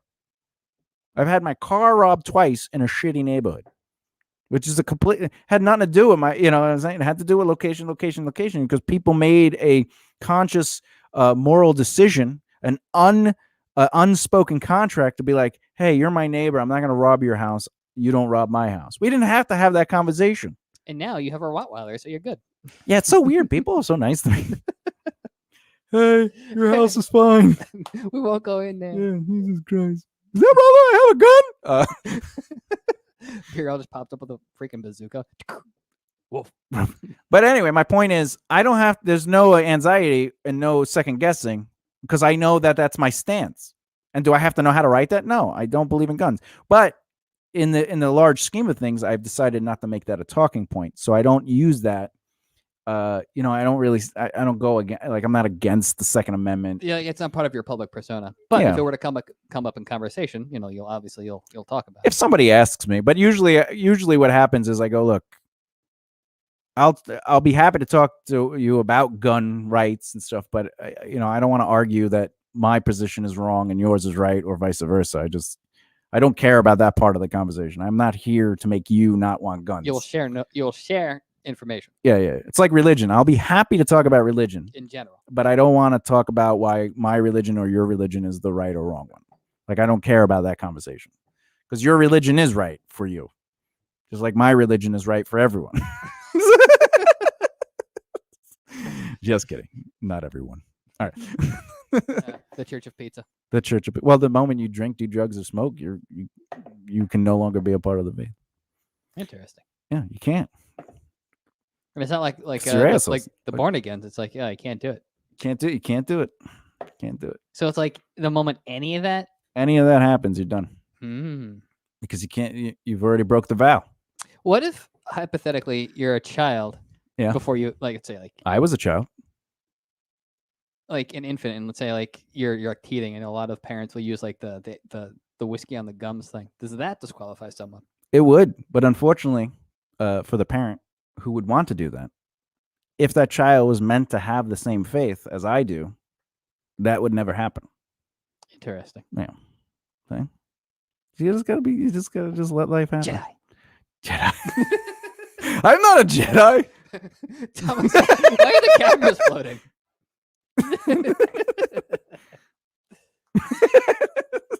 What time is it? Let's put this back on JD so I don't have to be on camera anymore. You like being on camera. Yeah, but you said it was the JD show earlier. You said it was the JD You said, you did say the JD show. I did say the JD show. See? I didn't say it was the JD show. No, I think you did. No, because no, I was you like, what is it what I would mark? And you're like, You had, you had marked the JD show. Yeah, so you But were I didn't adding say to that the sentence. You were adding to the I didn't sentence. say that this is the JD show. So this is not the JD show? This is not the JD What show. is the JD show? It has not been made yet. I think it has. I think it should definitely be a sketch comedy thing. Oh my god. JD show. Why do you think I call it? Why do you think I say the JD show? Because it usually revolves around me having a very selfish perspective Or behavior. or behavior. Yeah. Which I'm not judging. It's just that's the only way I could get through it is by making fun of it. Mm. You know, that's the only way I could deal with it. If I can't make fun of it and like make light of it, then it becomes like too serious and real. And that means I care. So if I make fun of it, it means I don't care. If that makes sense. Yes. Does that make sense? So it keeps you from going crazy. Catch it. Yeah. So would you And rather murdering me me in not my make sleep. jokes about it or make jokes about it? Because if I don't make jokes about it, then it'll become real. And then I'll be like, JD, you got to leave. Well, I would prefer the one where you don't murder me in my sleep. All right. So I can make funny. Because again, this is the secret of my humor. I'm actually not making fun of JD when I say it's the JD show. I'm making fun of the absurdity of the behavior or the situation. But people think because I say JD McGivney, now JD's thinking, oh, this one's about me. It's like I had this friend that I do not like, and I would make fun of him the same way I'm explaining this way, where I would just say stuff. I'm just saying stuff just to get through it because I just don't want to be with people. And the guy would get mad. And then I would just be like, what? And I would make fun of other people using the identical insults weeks or days later. And he'd be laughing his ass off. And I was like, why are you laughing? He's like, oh, that's so funny. I was like, this is exactly what I said about you. He's like, yeah, but you said it about me. I was like, I wasn't. That's my point. Just laugh at fucking life. So Was he having a stroke every time he spoke? I to popped one of his pimples once without him knowing. Oh. That was funny. He had these pimples that grew on his face, and I was just staring at it. I was just like, one, that's gross. But two, and he was like, what are you doing? I was like, I couldn't help it. I had I to. feel like that is extremely out of character for you because you have a filth phobia. I do, dude. I couldn't take it anymore. I was like, this thing is going to jump off and attack me. I have to take proactive efforts to So like fix you this slathered issue. Proactive on him. Proactive was like, we can't handle this, bro. So I was like, all right, I'll just pop it. And I was like, I assume you right afterwards you're like, you went and like showered your entire existence. I wiped it on his bed. I went because I knew his mom literally did all his laundry every day because he was an adult. Oh god, that is so gross. But that the mom does the laundry every day. Both. Didn't your mom do your laundry every day? When I was a kid. Yeah, you're Yep. still a kid. I mean, at heart. No, my mother. I started doing. It's Mother's Day, by the way. Happy It is. Mother's Day. Happy Mother's Day. Yeah, go fuck it. We love you, mothers. I love some mothers. I'll tell you that. He is definitely a mother Yeah, lover. I definitely am a mother lover. Yeah. Just gonna keep it down in the other rooms, kids. All right, good. What was I saying? Oh, Jesus. Do you want me to check on it? Because I could suffocate it. All right, what were you saying? Something about laundry. Oh yeah, no, I've been doing my own laundry since like elementary school. My mother was able to do. That's right. He does his own laundry, lady. I do. He does it once a week. Cleans the same 3 pairs of pants. Are you more adult because you do your laundry every Saturday because you have to because you don't have enough clothes, or are you more adult when you have more than 1 pair of underwear? That's a good question. You know what I'm saying? Like, you don't have enough clothes to be an adult, in my opinion. But you do your laundry. do You're my not a laundry. clean person, but you do your laundry. I definitely do my laundry. Yeah, which is interesting. But I still ask the question: Do you think doing your laundry weekly because of the lack of clothes is more adult than actually owning enough clothes? I definitely have enough clothes. I just do it every week because it's just ingrained to me to have that schedule to do it every Saturday. Just be like Saturday. Yeah. How many pairs of pants do you have? And you can't use the same pair in that count. You can't be like, well, I have a black pair and a black pair. Well, it's the same pair. 10? You have- wait. Are we talking about shorts as well? We're talking about pants that fit. With or without the shorts? Wait. Pants that are not 10 years old. 10? You have 10 pairs? How old are your pants? Less than 10. You just bought your pants? No. Are they 5 years old? Maybe. Do you buy your pants every 5 years? I guess probably around that. Usually my Oh, jeans. so you're going to buy new pants soon. I definitely need to buy new pants soon. I think so. You have 10 pairs of jeans? I do. Do you wear them all? Not all of them. Oh, how many pairs of underwear do you have? Enough for 2 or 3 weeks. Really? Yeah. I don't believe this. I'm going to have to count his stuff later. Go upstairs to pee, and Thomas is in my. Yeah, but like, "What you are have you 9 doing?" pairs of pants. What do you? You lied. You said you had. Let me put it on the board. And there's a kilt. Yeah, but kilts don't count because they have no sentient capabilities. They're not able to count So how does one represent? by wearing a kilt while eating pizza. So anyway, how come you can't come up with your missions morals ideas? Because I second guess how it. I second Well, guess how to word them. That's what it We is. canceled that out though. I know we canceled it out, but So I'm still let's- struggling. Let's move on to the next part of it. Since that doesn't actually affect how to do it, because you don't have to worry about the wording because it has nothing to do with it. How do we write out your missions, morals, and ideals? Just go. Okay, what do I do? Wasn't that easy? That is definitely pretty easy. And it didn't sound like you were making an excuse not to do it. You see the difference between an artist and a successful business entrepreneurial brain is? Yeah, an entrepreneurial brain will be like, all right, what do I get? What is it that I need to do, and how can I make it happen? Because one of the rules to entrepreneurial brain is think outside the box. Isn't it also like one of the things for like one of the fast food places? Talk about. Think outside the box. You got to think outside the box in a proactive effort, okay, to find solutions. But artist brains are like, I can't say anything. This guy. I'm just saying. Like, if you have to do something, right? Do it. It's not. No, it's find a way to do. You don't just do it because then it's also like JD stuff. JD just right. You just do things, but just doing things is not being productive. Why? Because you might be doing it wrong. And A lot. around in a circle. Often. Not you. Just whatever you've done.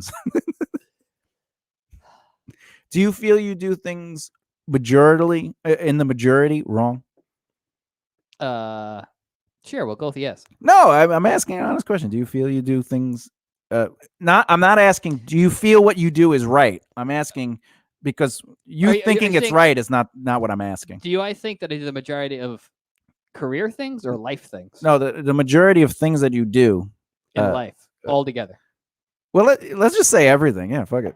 Then I don't think I do the majority of things wrong. How much?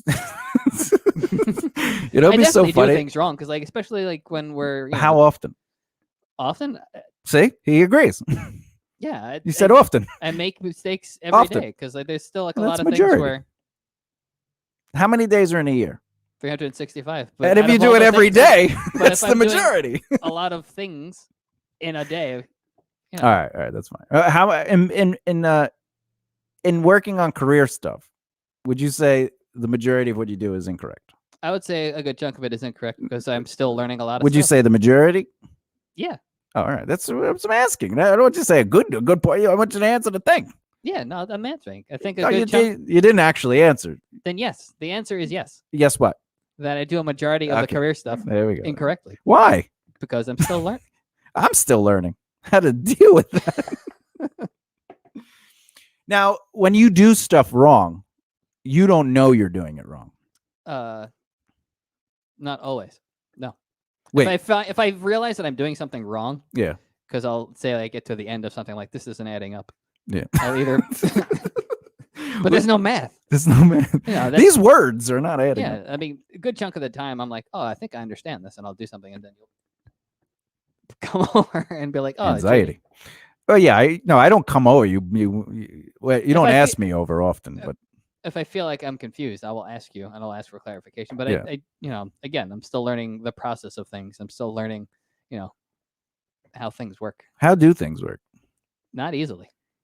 I don't understand how anyone cannot understand what they need to do. It's like one of the weirdest things I deal with as a human. Like I look at people doing things and I go, "What the hell are they doing?" And it's not even like you have to do it like this. Like if you don't do it this way, it's just like getting there. Like JD did one thing, and I was like, "What do you mean you're copying and pasting?" He's copying. He's going to the old tab, copying, going to a new tab, selecting the area, hit the pasting, duplicate button. and my brain, I instantly had anxiety because I was like, "Why? No wonder you're taking so long." Because remember, you're like, "I'm slow," like, and my brain was just like, "Why don't you duplicate the tab?" The duplicate button. Oh yeah. You're not the only one though. You know what I'm saying? Like you're not the only person that I see that with. Like I would say the majority of people I deal with on any given day, that's how I feel. In that moment of my life is probably more constant than any other feeling I get, which is anxiety. We talked a long time ago, I get anxiety when we talk about blah, blah, blah. And I was like, I get anxiety over everything you say and do. And you're like, you do? And I was like, yeah, but I keep it to myself because it's not your responsibility.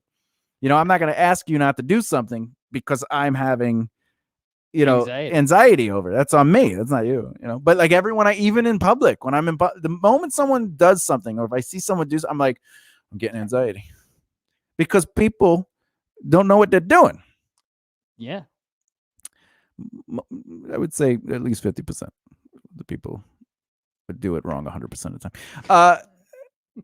But that what I'm saying is like I don't understand like how it takes people like for you to go I like whoa duplicate like for me it would have never taken that long to get to that point. You know what I'm saying? Like but I don't what I'm saying is my behavior. I'm trying to understand why don't people get like what is slowing people down to use their brain? Most people aren't, super geniuses, and also some people are just, ditzy. But if that's the case, then a lot of people are ditzy.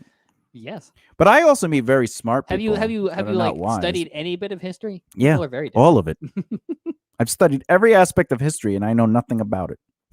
I don't get why this stuff keeps happening. Everything I've studied in history has been wrong. Everything. What do you mean? Like every aspect of history has been wrong because it was never a true account of what happened. Oh yes. Because it can't be. History is written whatever history, the victors write history. Yes, and whoever's writing that specific thing that you're reading or watching, they have a bias. Yeah, they have the bias because their hands are touching it, right? So, I'm not saying that all the history I've read may be inaccurate. I'm saying it is wrong though, like because it's only from a certain perspective. Yeah. If I'm not mistaken, every 30 to 50 years, like the perspective of whatever it is that we are studying kind of changes because there's more data. Yeah, that's what I mean. I've studied all, and then new information comes. I'm like, what do you mean Jupiter's not orbiting the sun? By the way, I was reading up on that because and they're not saying that the sun doesn't orbit. I mean, Jupiter doesn't orbit the sun. They're just saying that the point in which they rotate is different. But Jupiter still goes around the sun. But what you were trying to explain, which you did not explain clearly, is if you look at the sun, it actually spins around a center point. Oh, we lost the internet. I know. And so if you look at from a top down, it looks like the sun is spinning and Jupiter is spinning around it. That's what it looks like. But it's still orbiting. They still consider it orbiting the sun because it's going around the sun. But they have a different because the sun actually spins quicker than Jupiter because it's spinning around a different orbit, a different pinpoint. Yeah, because the way it was described in that thing is that like if you have two physical bodies, there's a center of gravity between them. Yeah. So it's just that Jupiter is so big that normally, with all the other planets in our solar system, the center of gravity between, say, like, the sun and Earth, the center of gravity is in the sun because it's just so much bigger. But Jupiter is just so big that, like, the center of gravity between the 2 points is outside the sun a little bit. Yeah, but that does not mean That it's not orbiting the sun. Yeah. Because it goes around the sun. It's just that the center of gravity between them is outside Is the sun, outside and the not sun, in the sun. which is but also the articles I was reading is they feel that is true, but they have not proven it yet. But they use that theory to actually find other objects in space that could potentially be invisible, because they look at planets that are moving like the sun does in that I forget what they call it. What do they call it? They call it whatever. There's a name for Are it. you talking about within our solar system? It's like a projection. It's like they're projecting the movement of something. There's an predicting. No, I can't think of the name. They do it with like weather. They show you like a board, and that board is called something. But anyway, I'll think about it. But so they use the way they predict the sun is moving based on that Jupiter thing. Mm-hmm. And if they see other things moving like that, they believe it's the same thing. So if that's true, what is it counterbalancing on? So because if something's invisible, but it's moving like that, they're saying, well, if it's moving like that, it has to be moving against something. So what is there? And then they go, oh, maybe it's a black hole. Maybe it's this. Maybe it's that. Maybe it's... Yeah. So. But there's also that dark matter stuff, right? Which I'm in a puddle. That's crazy. Yeah. It is not flooding. It is definitely flooding. So glad I wear shoes. JD's like, I know there was no water down here when I came down here. I believe you, but I'm glad I went. I'm glad you wore shoes too. Yeah, I'm glad your behavior has proven to be very helpful in this situation. One time I asked JD to watch the dog, and he goes, okay. I come downstairs. He's like looking close to the screen, playing guitar, writing out music. And I'm like, oh, you watching the dog? He goes, yeah. I go, impossible.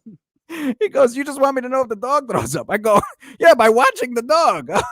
Oh, you're just listening to hear if the dog throws up, not to stop it from throwing up. I got you. Well, we can't stop him from throwing up. Yeah, you put the thing under him so he doesn't throw up on the floor. That is different. That's stopping him from throwing up on the floor. Yes, that is true. That is stopping him from throwing up. No, because he will still on the floor. On the floor, yes. Yeah, that's insinuated in the situation. That's why we watch him. This isn't the first time we watched him. We watch him to put the thing under his face so he doesn't throw up on the floor. Correct. Yeah. But the on the floor isn't needed because it's been the situation. This guy over here. Hey, if anyone would like to adopt a JD, just feed me 6 times on the floor is different. But what do you think I'm talking about? Well, you're talking about putting it in the bucket, but you didn't say. Get out of here. This guy, I'm in a puddle. Just feed me 6 times a day. I'm good. This is crazy, man. All right, so how do people?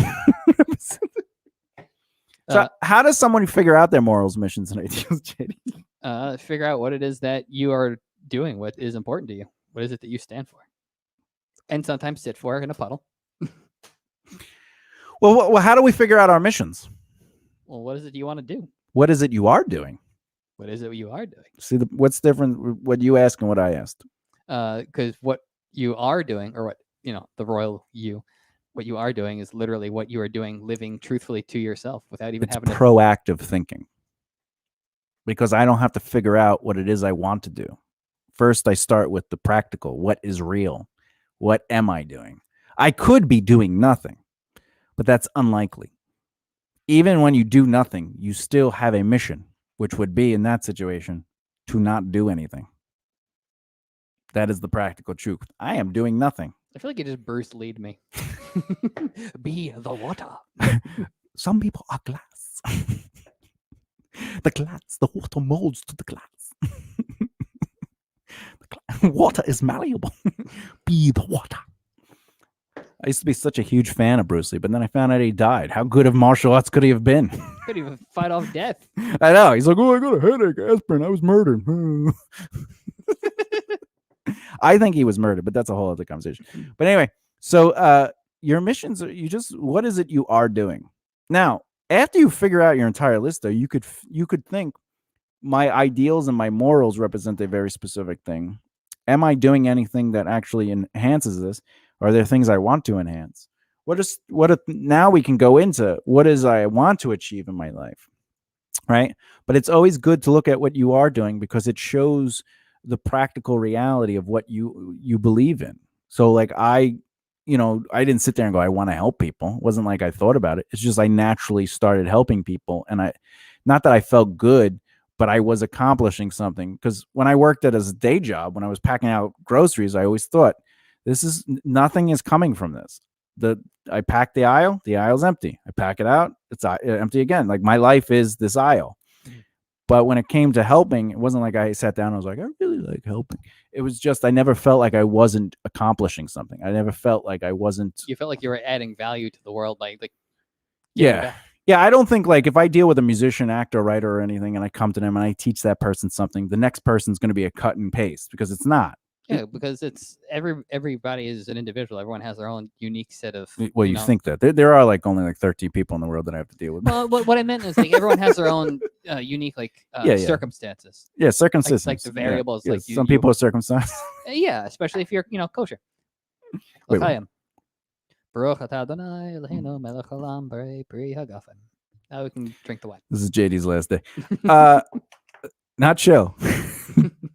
Day. And dead. But yeah. You gotta that what he said. Do what he says. Cut your penis. Drink the wine. Don't do it yourself. Come on. Baruch atah Adonai. I don't care.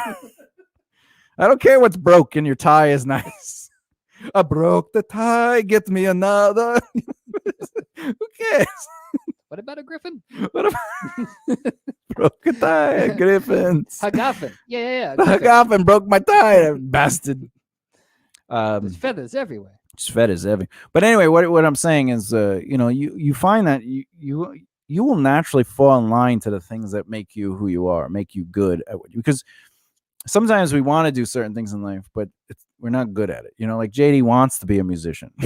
I'm terrible. I can't play guitar for the life of me. Oh, you can play guitar. That's a different. We're not talking about that. Oh yeah. Yeah. What the hell's a guitar? He's really good at playing it. He just doesn't understand. What is the value of a quarter note? It's a quarter of a note. What's the top number mean in a meter? That's how many of the bottom number is in that meter. But just what do you mean the bottom number? So there's the top number and a bottom. So if it's 4/4, there's 4 4s. There's 4 quarter notes. Yeah, but so what does the bottom number represent? It represents the focus of how many of those notes. No, it does not, because if that's the case, then you can't have any other note in there. It would only be quarter notes. It represents the value length of the bar. That makes sense, yes. Right, but it also represents the groove of that bar. Ooh. Which is why you can't have a 6/8 when it's a 3/4. That makes sense. Because a 6/8, even not played as a 6/8, still has a 6/8 right. So even if, but anyway, but a 3/4 is a straight quarter feel, bam, bam, bam. Whereas a 6/8 is da da da da da da. That makes sense. Now you can have a 7/8 next to a 4/4. Why? I don't know. Because it's still, that would represent the 7/8 is actually in quarter time. Sometimes they represent that as 3/4 plus. What do they do? 3/4 plus 1. Sometimes they'll do that. Oh, yeah. There's like weird things they do like that to represent the maintain feel. Have you ever seen like a 4/4 plus 1? Have you ever seen that? You said it was 4/4 plus 1. Is that what it was? Well, so they do different things like that. They'll do like I feel like I've seen it like once when I was just like learning. It's usually in jazz stuff, but it's because the meter actually represents the feel. So you wouldn't put a 6/8 next to a 4/4 unless the 6/8 was in the feel. You know what I'm saying? All right, it's not coming up. Just give me fractions. and then, well, it should, because they are fractions. Yeah, but it's not giving me music related fractions. But anyway, so the bottom note is not just representing the value the value, and then the top number is the complete value of that bar's length. But it's also suggesting the groove, the move. So if it's a quarter, it's dum dum dum dum. But if it's like a 16th, it would actually have that. It would feel more. It would feel quicker. No, it has that. Well, you know, like a That's what I 6/8 said has a ba da da da da da. Well, the 16th would be like it would have that, but not necessarily. But it's very rare that you would use a, you know, that stuff is for that kind of stuff. It's like It's a dream theater. but there's like there's a And thing yes. they have in Dance of Eternity where I think it's all eighths. They have everything as eighths, and there's like a 16th in there. The 16th bars or something like that. But all that is in.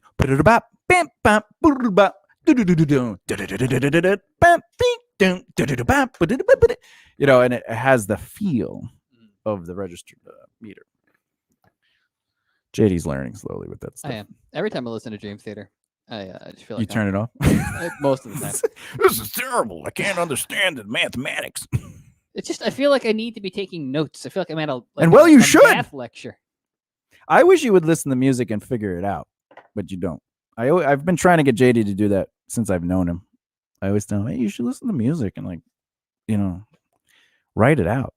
How'd that go? Because I'll be like, you like this music and you try to write the same kind of music, so you should, you know, you'll understand how drums are written. You'll understand how the bars are written. You'll understand how, you know, where sometimes you play what you think is a 16th and it's really an eighth, but it's a double bar. You know, so like you try to fit pieces into a 4/4 when it should really be 2 4/4s, or even maybe a 6/4. But like, you know what I'm saying? Or sometimes like people, what they do is like they'll write like a 5/4, but it's really, I mean a 7/4, but it's really like a 3/4 4/4. Like two separate measures. Yeah, the two separate measures representing the movement of that, say, part, but not necessarily. You know, you don't have. If you're writing a 7/4, there's a chance that might not be accurate, right? So, by working on songs that you know that Helps aren't you your to- own songs, It helps you realize, oh, this is how music actually works. 'cause yeah, you're dissecting it. you're learning the value of movement of notes. You're learning how drums are written, so you're not just writing like, you know, drums follow the guitar, and it's like you're a guitarist writing bad drums. But drums follow the bass, and they keep the groove, and they What you if know. the bass follows the drums? Well, the bass and the drums are considered the rhythm section, Yes. right? So the drums keep your meter, keep your time. Boom, ba, boom, ba, boom, ba. But you ever hear a drum like go boom, ba, ba-dum, dum, ba-da, boom, boom, da? That's usually following the boom, bam, ba-dum, ba-dum, bam. That kick usually follows, the kick and the snare usually follows the groove of the bass. You know what I'm saying? Is that me? Yeah. Who the hell's talking to me? Bob. Let's see what's going on here. Is it me? Oh, it's Alan. Hey, Alan. Okay. Oh, hi. Anyway, but the other thing is, like when it comes to music, you should be listening to music to break down the movement of songs. Like that time we were in the car, and I was like, "Look, see this is We're dissecting how if whether or not a song is It- quote unquote good song or a good bad or song. not." Because then you could listen to your own music and be like, you know, I haven't had a pattern interrupt. There's no dynamic change. No, this is 6-minute song or a 5-minute song, and I haven't had one dynamic change in 4 minutes. You automatically know that's a bad song. because it's the same thing over and over again. Yeah, and then even if you go, yeah, but listen to all the cool riffs. But- And there would be also not having pattern interrupts as well. Not- Yeah, and not well, just there's the a dynamic. bunch of stuff that you need in a song for it to be good. But if you're missing one element, you automatically know that the It's not- song is not good. because you need to have all the elements in order for it to be a good song. At least a majority of the elements, because there's more than just the three that I've talked to you about. There's a lot Earth, fire, wind, water, and heart. That's right. We make Aries. Okay. You mean Captain Planet? No, the thing you sent me was like, we form Aquarius. It was like anxiety. It's like anxiety.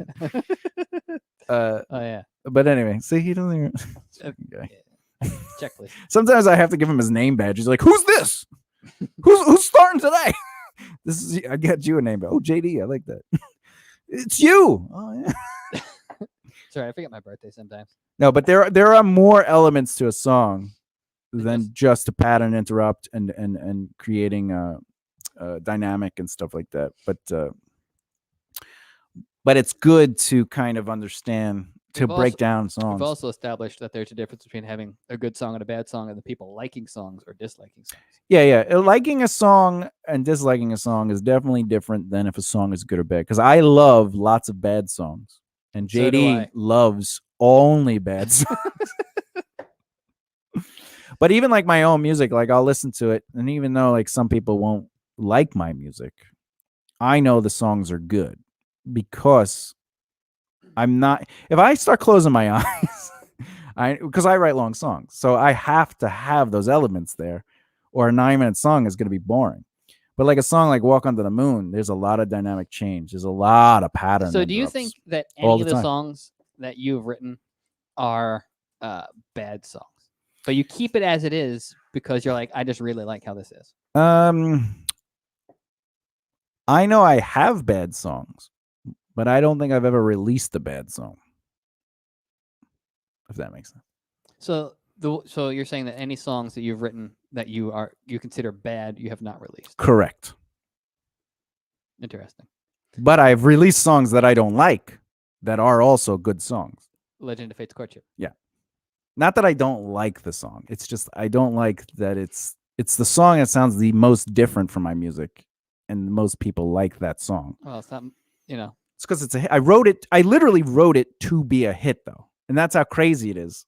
Because It's a great song. it did not take me long to write. I wrote that in like a quick moment. Like I didn't go back and I'm like, what should I put here? Like I was like, this is the song, done. Okay, move on. To be fair, you also did that with Walk Under the Moon, which is that's fair. a 15-minute song. That song and there's 2 versions of that song. What? I've written the first version I wrote took me no time at all to write. The second version to rewrite it took me no time at all to rewrite. But anyway, that's why I always tell JD, let me whatever you write, just let me have it for like a week, and then I'll make all your songs good songs. And then he'd be like, but I don't like any of them because I didn't write them. I'd be like, they're the same song. I just changed things. He's like, yeah, every note. No. Hear me out. You just put in December 3rd. Yeah. You should put this one in. I have your solos in there. Those aren't. Well, actually, those are pretty good. You could leave. That's the only part that matters. Do you when you have a part that you really like? Is your first thought solo? No. What is it? Because you either do a melody or a solo, which is always interesting to me. Because like every time you work on a rhythm thing, I usually hear you trying to either come up with a melody or you go. Actually, honestly, he always starts with a solo. You always go, or you go, and then out of nowhere he starts going.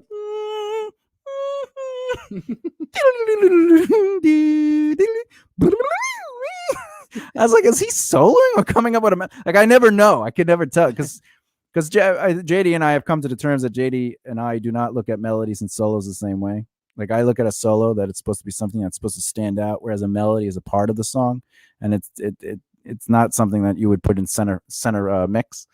But like, so when you're playing, sometimes it sounds like you're doing a solo, and then I'm like, oh no, that sounds a little bit like a melody, and then I'm like, no, that's a solo, because the moment you go, so it can't be a melody, impossible, because it's just it's look at me, that's what a solo is. It's like I'm center stage, but a melody can have quick moments. It could go,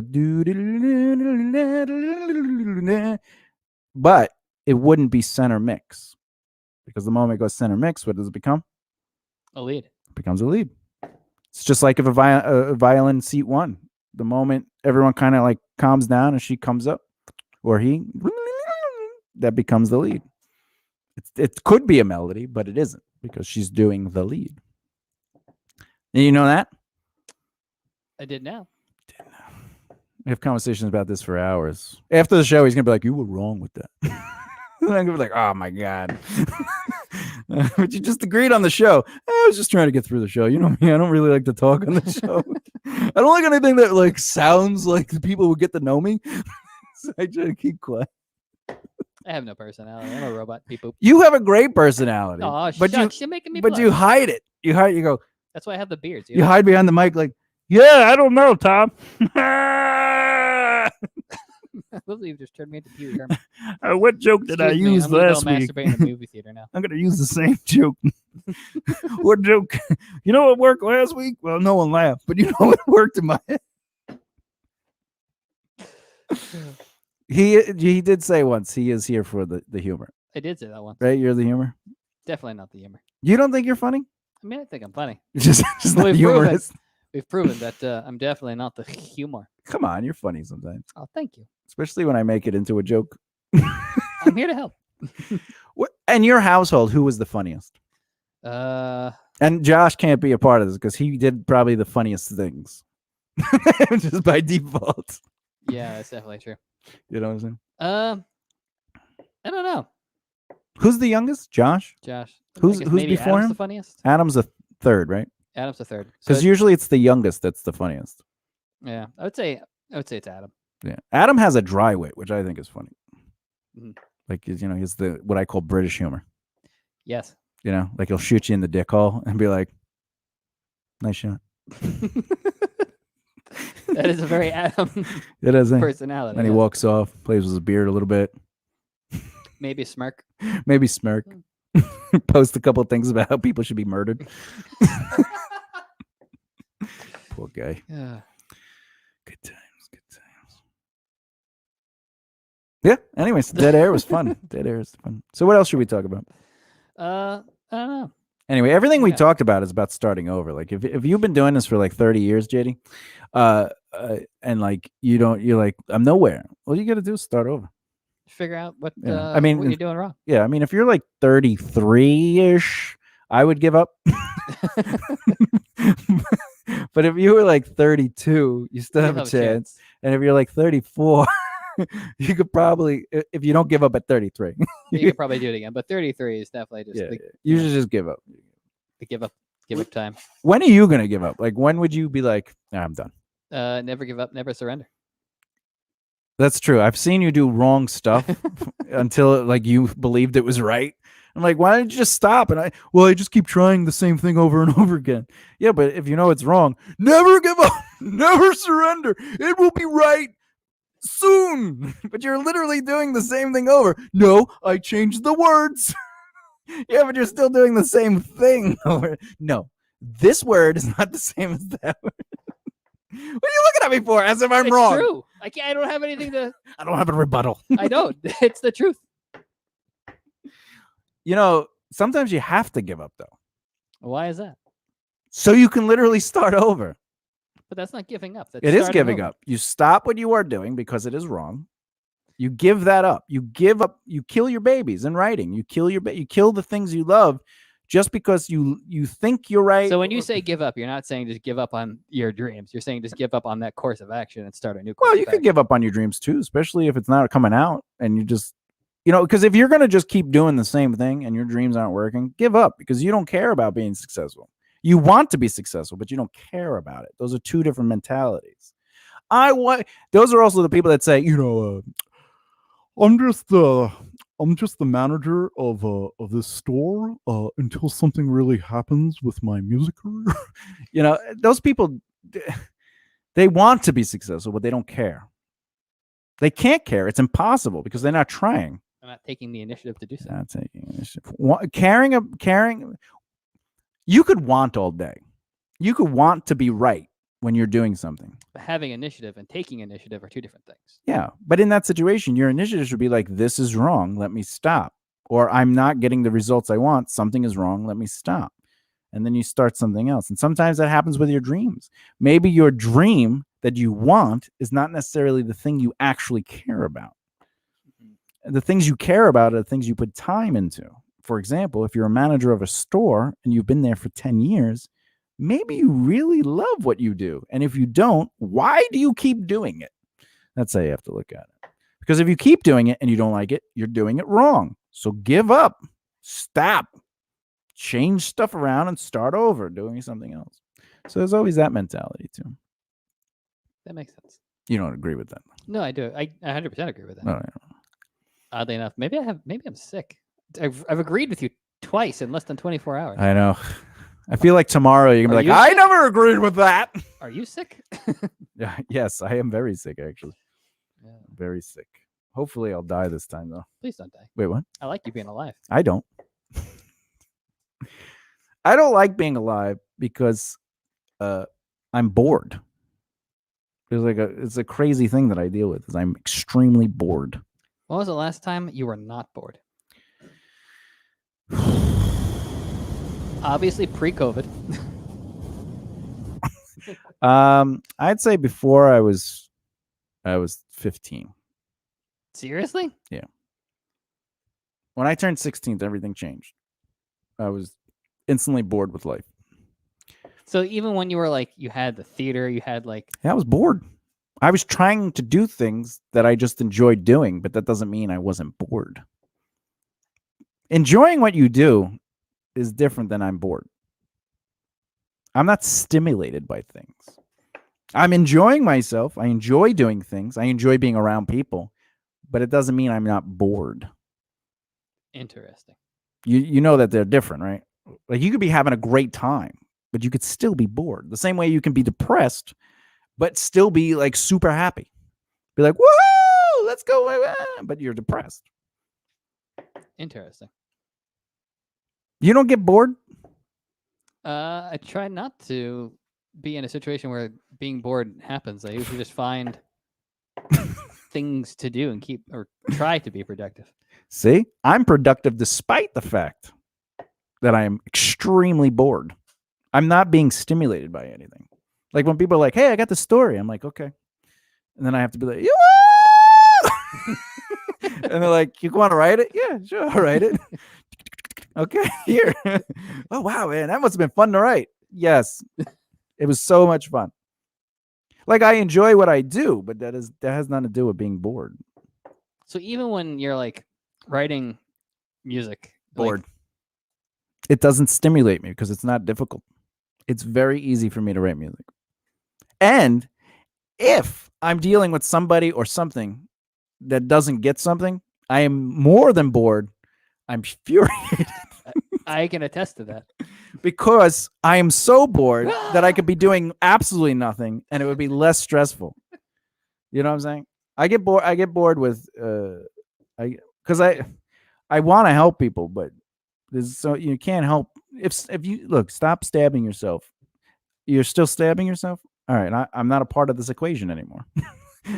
I'm gonna go over here. You will continue to stab yourself.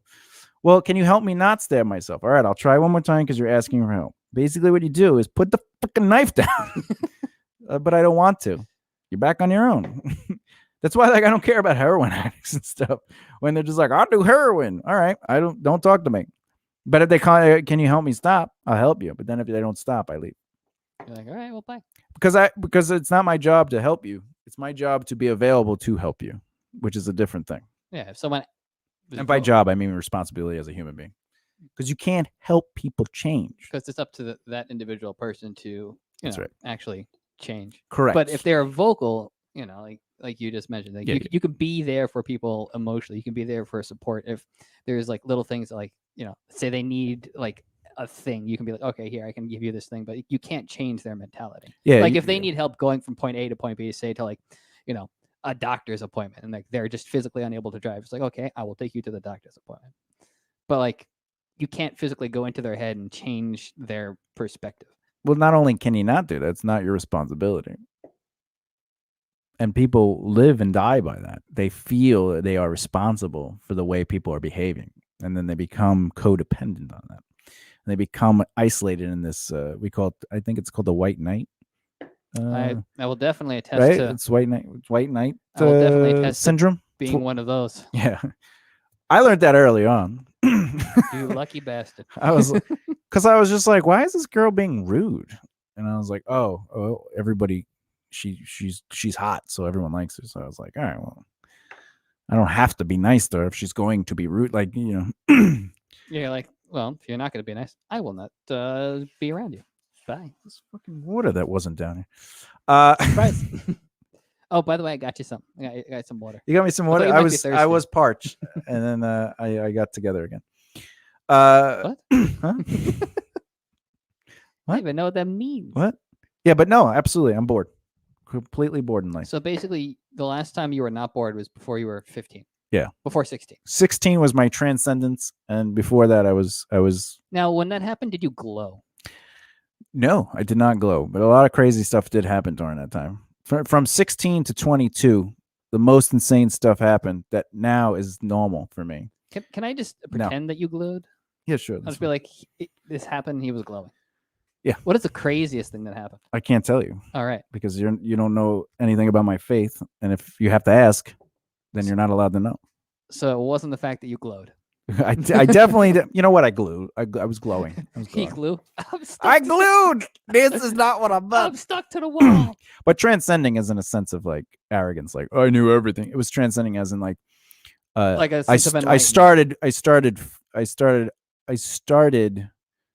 to question and think. So it was like a sense of enlightenment and growth. Is what Yeah, you're sending. there's What you're actually a saying. thing where some people, there's a certain point in their life which can happen between 9 and 30 where they become truly conscious.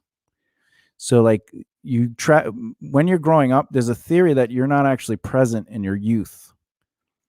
I think Like- we were watching something the other day on this because this sounds like a very familiar. I think I saw someone on TikTok about it, but Oh yeah, that's what it was. but the actual thing is a thing that I know about, and you're not, because also your mental disabilities, like if you're going to have mental health issues, Mhm.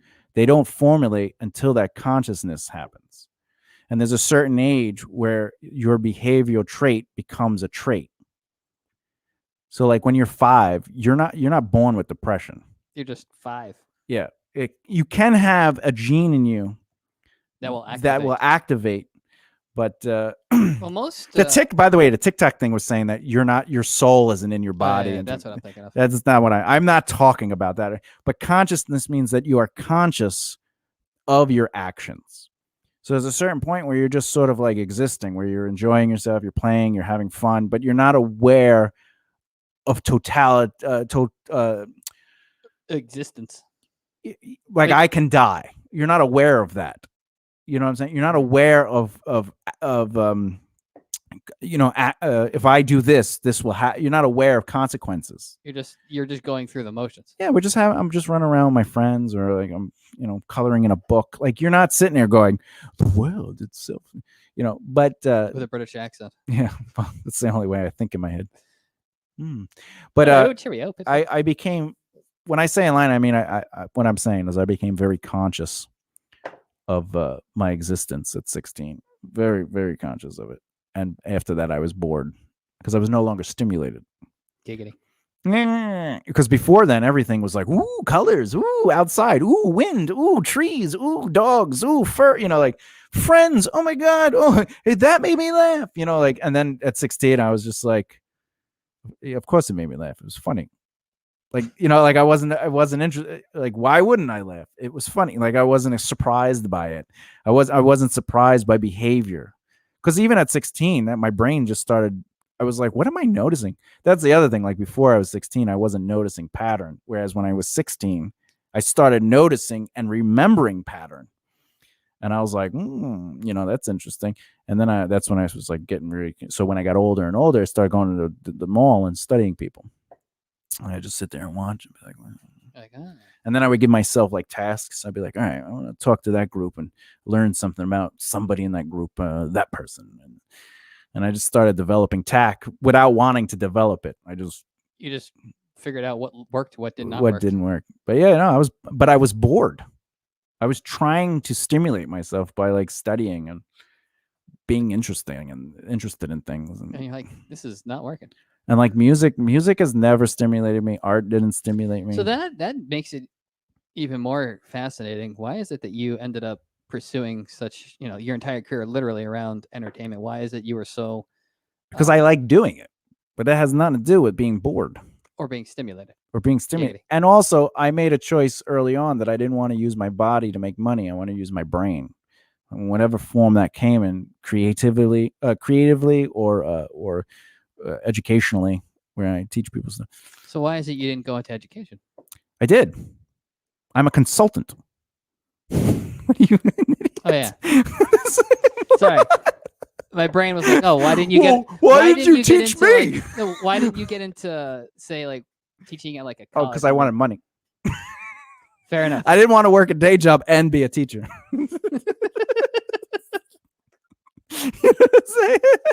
How much you make a year? I make $23,000 a year. What do? I teach high school students with a master's degree and a doctorate. I got a raise though. It would have been 20. Because when I was young to start a career as a teacher, they were not making anything close to what they're making now, and what they're making now is still crap. Yeah. Teachers don't make good money. I also don't think teachers should make money. Oh. Why is that? Because you believe that education should be free. Nope. Oh, then I don't know. That's not why. It's because they are not there to teach you. They're there to make sure you are learning information delegated to them, and then to track your growth rate, and then to make sure you're remembering and comprehending and then regurgitating that information. I teach. I'm not saying I am a teacher, but I do teach because I give you tools and I teach you how to utilize those tools into your variables. You don't give the fish, you teach how to fish. Well, more importantly, I don't go, let's go fishing. This is a fish. This is, like I literally go fish, right? But you can say, well, they make you like read and comprehend. But like what I'm saying is they're not teaching you how to use what you're given. The math or the reading. They're just saying you have to. Because one time I was in school and I was like, why am I learning biology? And they're like, you have to. And I go, what am I am never going. Yeah, there's no way in anything in my head that I want to do in life that I will need biology. And it goes against my beliefs, because why are we cutting up a cadaver? Like, shouldn't we be able to cut up your grandparents then? That's horrible. It's not horrible. This creature, even though I eat meat, doesn't mean that this creature is less valuable. You know what I'm saying? Like, I don't want to start eating it. Is transferring the energy and the movement. You're maintaining. There's a circle of life. Yeah, it's the whole Elton John thing. Yeah, but look, I don't care that people do examine and do biology. Like, I have nothing against biology, but in my brain, I was like, why am I doing biology? I would rather be doing something more productive than biology. But colleges are a little different. I would say colleges, sometimes you can find a professor that goes, this is what I got to teach you, but this is the reality of it. And, I have friends that are teachers, and they always tell me the same thing. More than one friend. I have many, many teacher friends, and they always say the same thing. Different words, same thing. I hate when I'm reading stuff or making kids learn something, and I know it's not true. And that's crazy. That they have to teach it. But they have to teach it. They're not allowed to teach anything other than the curriculum. Which is stupid. It's stupid. Mostly it's history teachers that are just like, I'm telling them about stuff and this is not true, or math. Like, they're like, why are we doing new math? Oh, yeah. I think my favorite video that you show me about the new math thing is the noodles. The guy, it's like a simple like math, like adding question. Yeah. And the guy literally just has like someone, it's what, side by side of like the guy like doing it like how you would normally do it, before new math. And then someone going through the entire new math thing, and the guy literally solves the thing in like seconds, and it goes off and cooks an entire ramen and ate it while they were still doing the simple the adding. Now keep that in mind. I was in math class doing the math that I do, that you see me do, and they were telling me not to do that because it was wrong. But it's not wrong because it's right. Yeah, because the answer is right. Every time. Right? But they're telling me I can't do that because that's not how to do the math. And they were right. That is not how to do the math they are showing me. But again, I was learning techniques from smarter people, right? Not that the teachers weren't smart, but smarter people that are like, this is how math works, that were scientists that were related to me. And they go, this is how math works. And I'm like, oh, this is genius. Yeah, they weren't saying this is math, do math. They were saying this is how this thing works, and so you understand it. Yeah, and see, that is more, that's more of a powerful thing. It's not just here's the tool, use it. This is the basis of the tool. This is the principles behind the tool. This is how it works. This is how you use it. Yeah, because in school, what it came down to is teachers were telling me 2 + 2 is 4, and the way it's 2 + 2 is 4 is 1, 2, 3, 4. All right.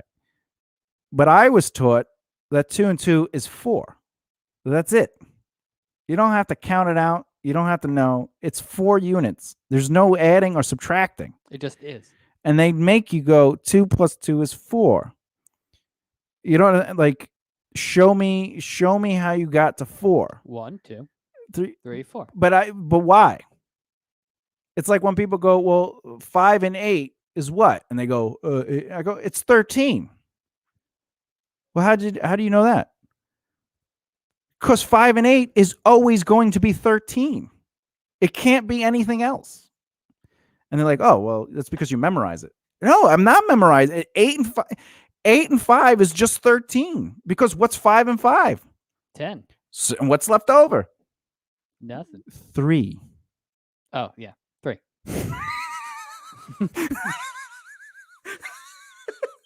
Can you show me how you figured that out? 5, 5, 10. Nothing left over. That's what I was thinking. 8 and 5. Yeah, that And you go 5 and 5 is 10. What's left over? I left that equation over Which you do often, by the way. And I talk about that, like with the sentence thing. You're like, I thought you were talking about this part. It's like, but you just read this sentence. So my question has to do with, now I get it. You literally just did what you do with the sentences. I focus on the one thing and not That's everything altogether. All right. I know how to deal with you. I figured it out. I'm going to yeah? change my behavior to talk to you. Nothing's left. 5? I know. 10. I can Nothing. see that. Honestly, though, 10 is left if you're going to go with that route. Because if you're going to just forget, we were talking about 5 and 8. It's not that nothing's left. We left that in the dust. We're behind. Oh, my God. That's so funny. But anyway, math is very, very easy for me. But sometimes with my dyslexia, they're like, I think we were doing a percentage thing, and my brain was doing it backwards, not forwards. And I figured it out. I figured out the correct answer the opposite way instead of the other way, because it was like 1643 something. I don't remember. And it was something like that. And I was like, oh yeah, that's right. But like I was figuring out the other way, and I was like 300 and something. It was ridiculous. I was like, what the fuck is going on? Where am I? It happens sometimes. It happens. But anyway, so that's my. I don't think this teachers should get paid. I think there should be people. There should be schools that give that show you how to utilize The knowledge. skills, right? And those people should be paid a lot of money. But teachers in schools, like public schools and like private schools, I don't think they should get paid. I think they should get rid of that system. Yeah, because it's a terrible system. It's a terrible system because they're teaching you how to be a worker. Yeah. Like how to work in factories. There's a bell. There's you come in, you go home in 9 hours. That's it. There's a lunch. There's an hour lunch. There's, they teach you're wrong if you question the system. You have, there's a process. You got to file. You know what I'm saying? And even though they're like, you could do some acting and there's like after school project. Yeah, it's like, no, you're going through the system. Yeah. But I think a school should teach you how to utilize those skills. Because even me, I wanted to be a writer. I was very vocal about that. And I was told constantly I should think about a trade because I can't write. I'm a kid. I wasn't even 15 yet. And they're like, you asked me how to spell teacher twice. And I was like, yeah, because I can't spell it. You're not showing me how to spell teacher. You're spelling teacher. It's a different thing. And they'd be like, but I just told you how to spell it. Just look for it in the page. Well, now I have to go look for it. But I figured since I don't know how to spell teacher, I figured I'd come and ask you as a teacher, how do I spell teacher? And then your answer was spelling teacher, which isn't teaching me how to spell teacher. So I just went, all right, they don't want to teach me. And then the other one I hated was look it up in a dictionary, which isn't how to spell teacher. In fact, I would be like, but I don't know how to spell it. And they're like, sound it out. I could sound it out all day. I don't know how to spell it out. We'll find it in that thing. It starts with T. You know how many T words there are in the freaking dictionary? So like, that's why I always got discouraged because they weren't teaching me how to do specific things. Like when you and I are working on stuff and you're like, is this good? I don't like in my head. If I tell you it's good, I'm that teacher. I'm just spelling teacher for you. I'm Okay. not. You're not learning how to do it, or at least I have taught you how to do it, but you're not showing me you know how to do it because you're not actually doing the work. You just want to know if it's good. But you can know it's good by doing what? Doing the tools. Literally doing the thing I showed you to do that you're not doing. Apply. Apply, which makes me a teacher. Oh. But the thing that kills me is sometimes I'm thinking maybe I'm a terrible teacher, but then I look at my success rate and I'm like, if JD doesn't know what I'm saying, like that can't make me a bad teacher, That is on me for not understanding what you're saying. But I have that thought sometimes where I'm like, I can't. Not that I am a bad teacher. I think I can't be a bad teacher because the statistics are physically disproving that possibility. You know what I'm saying? Like the years and the time and the return. And I'm like, maybe. but the thing that just happened, I realized why it's hard for you to learn some of the stuff because you focus on a thing and not The overall. And I think we talked about it where I'm like, if I give you a new lesson, that doesn't mean the old ones don't exist. Like they're supposed to work together, you know. Like yeah, no, I remember that conversation. Yeah. You just don't remember the tool. What the hell's a tool? When you were in school, how difficult was school? Not very. Because all it was just take this information and put it here. Which is very easy.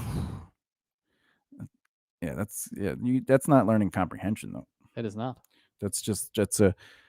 In fact, I was able to pick it up, put it down. Yeah, pick it up, put it down.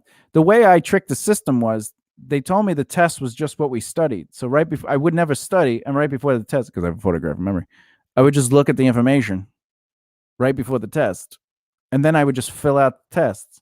And they said I was cheating. I go, I literally did the same thing everyone else did, just quicker.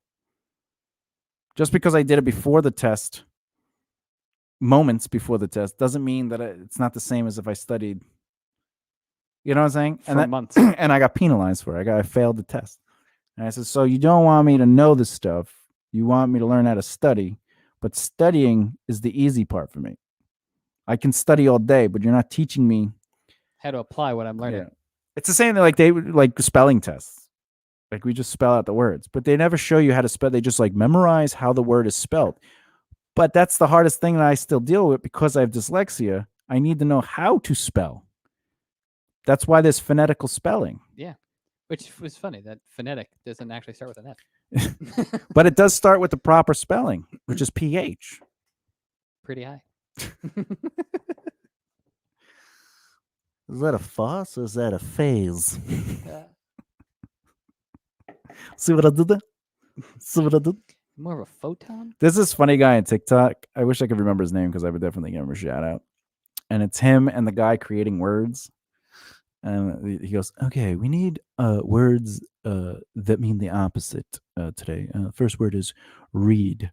And then it goes, it's him. He just turns into the other guy. Yeah. And he goes, red. Oh, yes. But it's going to be spelled. They're going to get confused. No, they won't. Well, the best way is like, what do we call cow? Beef. Right? And then he's like, he says something where he's like, he starts talking about the animals.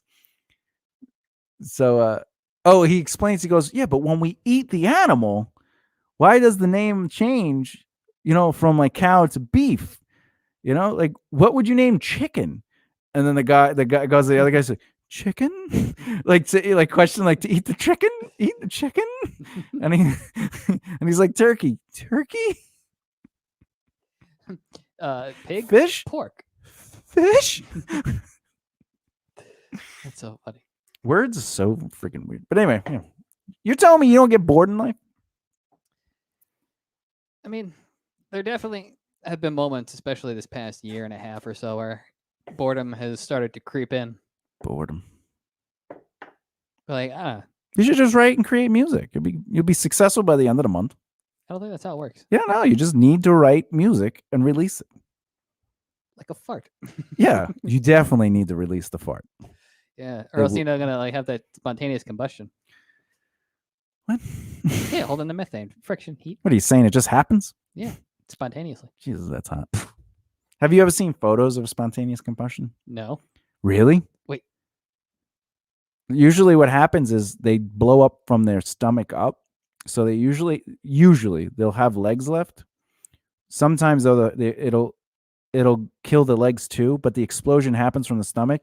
So if you go to a house where the body's not there, from like the waist up, it's all like burnt, and then from the waist down is like nothing, no damage. Did you find a picture that shows that? This is a picture of legs and ash. Yeah. So the legs stayed, right? Let me see. Yeah. Isn't that crazy? What? This has to be fake. No, it's not. And they tried to figure it out. And they did like science experiments with like bacon, and like the bacon would like catch fire. It was ridiculous. What? Did you find the one with the guy sitting in the chair? Oh, where he's on fire? No, no, not that, but that guy's done. Yeah. Do you see how it starts from the waist though? How is that even scientifically possible? I don't know. They're trying to figure it out. Jeez. That means you could be sitting here and just out of nowhere, my life would be better. Oh, because I would die. Definitely let out your farts, kids. Yeah, if you don't fart, by the way, in your girlfriend or boyfriend's mouth, you can spontaneously combust. Yeah, isn't that crazy? What? But you see how like anything below the waist isn't affected? This is crazier than the blue people. You didn't know about this? You thought I was joking? Like I didn't. It's not like I didn't- said it didn't flood down. Oh, God, this is crazy. Did you know Jupiter doesn't? Jupiter's not a planet. By the way, when he says Jupiter is bigger than the other planets, Jupiter is not bigger than the sun, though. It is definitely not bigger than the sun. Yeah. It's just slightly larger than the second largest planet. So, what? Finding more pictures? This is insane. Well, listen, this is what happens when people aggravate me. You explode them Yeah. from the.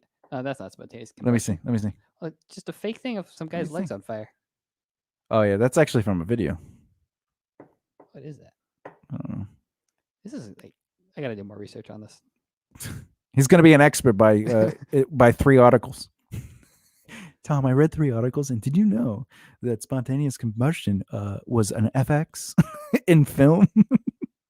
Where'd you read the article? It was talking about the craziest FX in films. That's All right, well, crazy. that's not the same thing. That is insane. When you learn information, right? When do you decide to do research on it? If you decide at all, because I don't believe you decided to do research on the hazel eye thing until we had our conversation, which is a long time. But what activates the interest to know what you're talking about versus believing what you're talking about, which are 2 different things? Normally what inspires me to do the research on something is if something's just so like if something will change my overall understanding of the universe and how it works, or if something is like hazel eyes. I mean, it's not.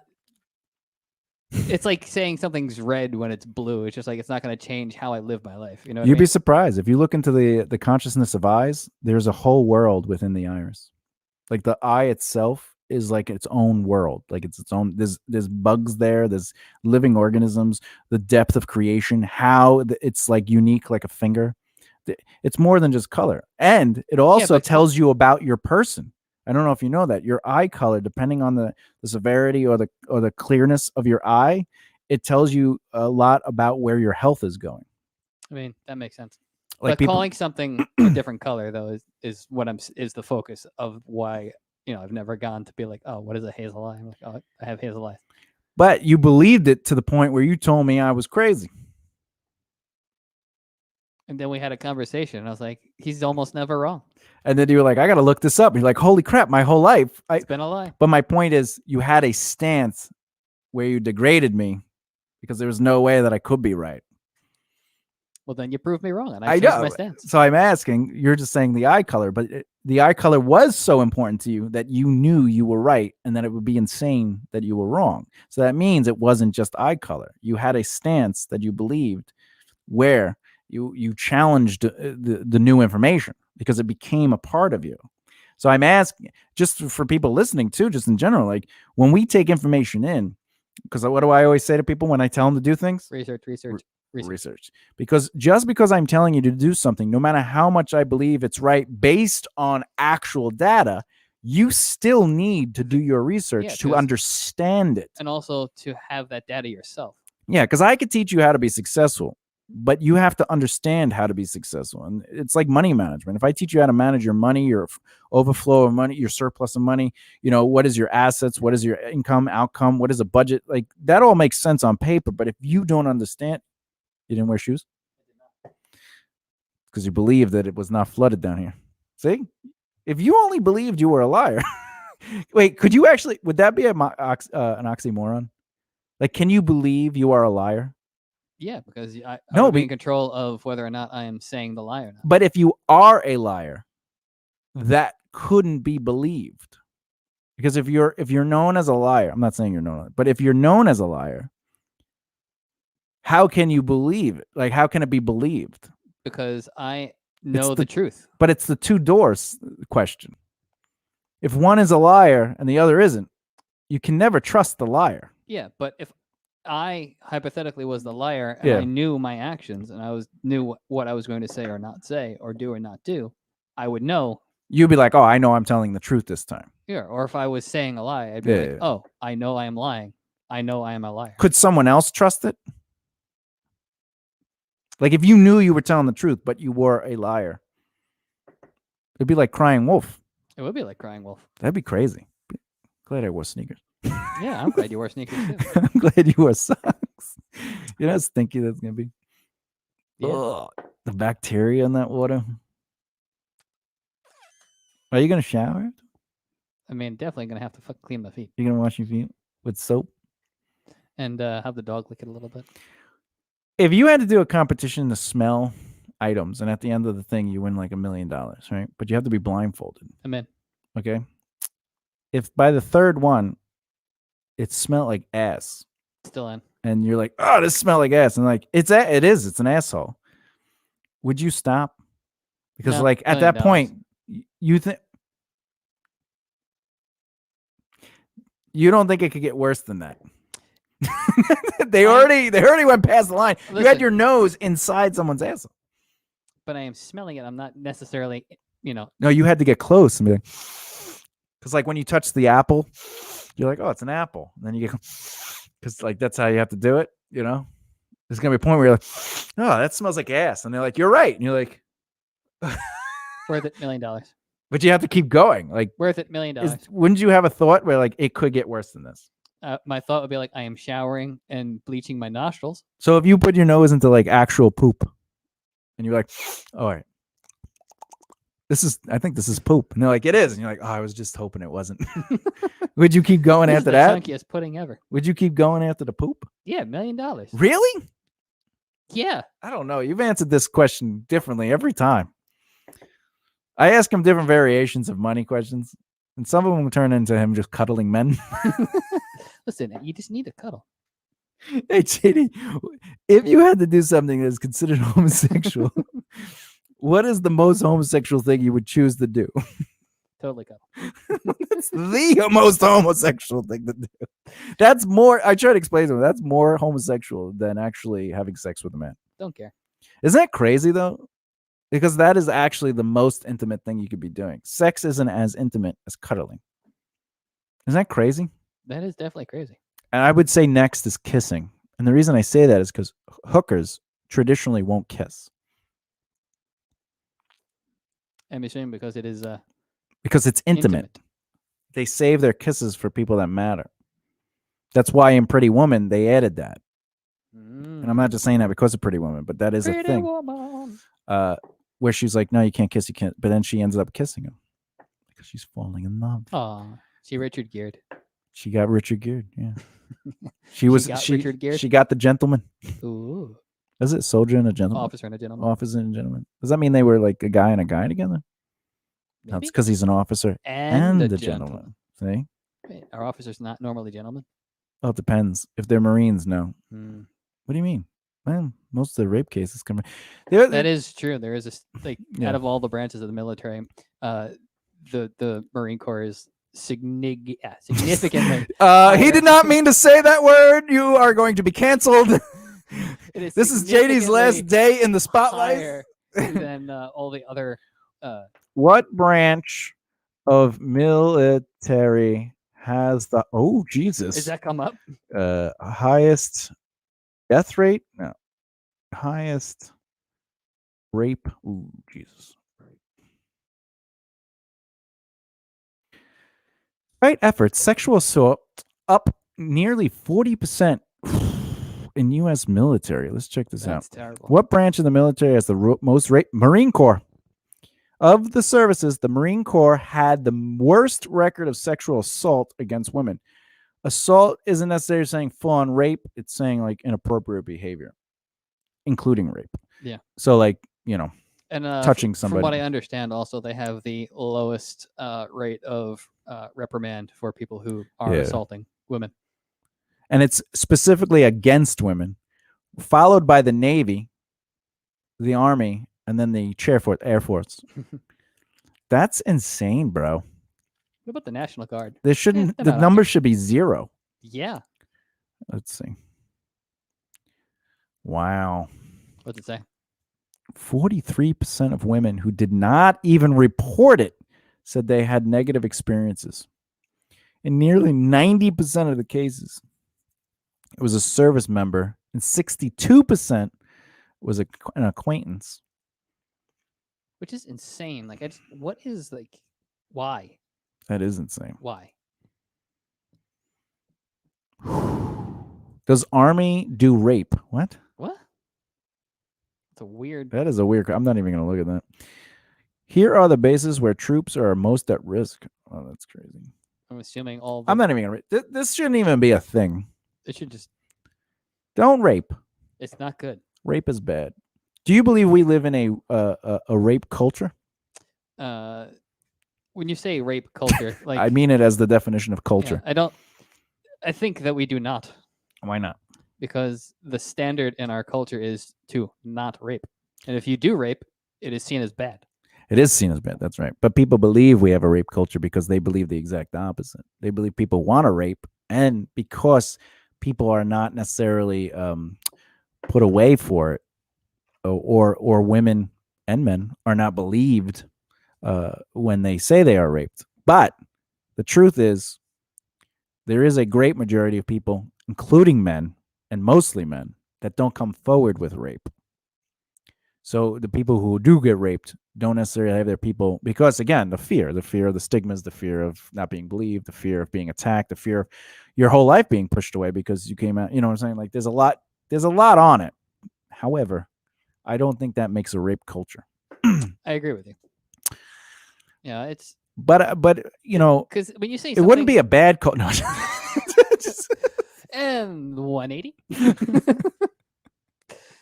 Because to say something's like a culture, you have to say like people, enjoy this thing, people support this thing, and well, they're saying they do. That's the argument, is that people do enjoy it, but we have laws against it, not for it. We've had laws against it for a long time. Yeah, but even if those laws aren't necessarily working, it doesn't. The culture is that we don't really approve it, even though obviously there's high percentage of it. What would you do if you lived in a rape culture? I would not be happy, and if I saw someone raping, just naturally raping, hey man, this is normal. Get away! I don't mess with you when you're getting apples. Oh, that guy's got apples. Look at this guy messing up my wants. This is America. We live free here.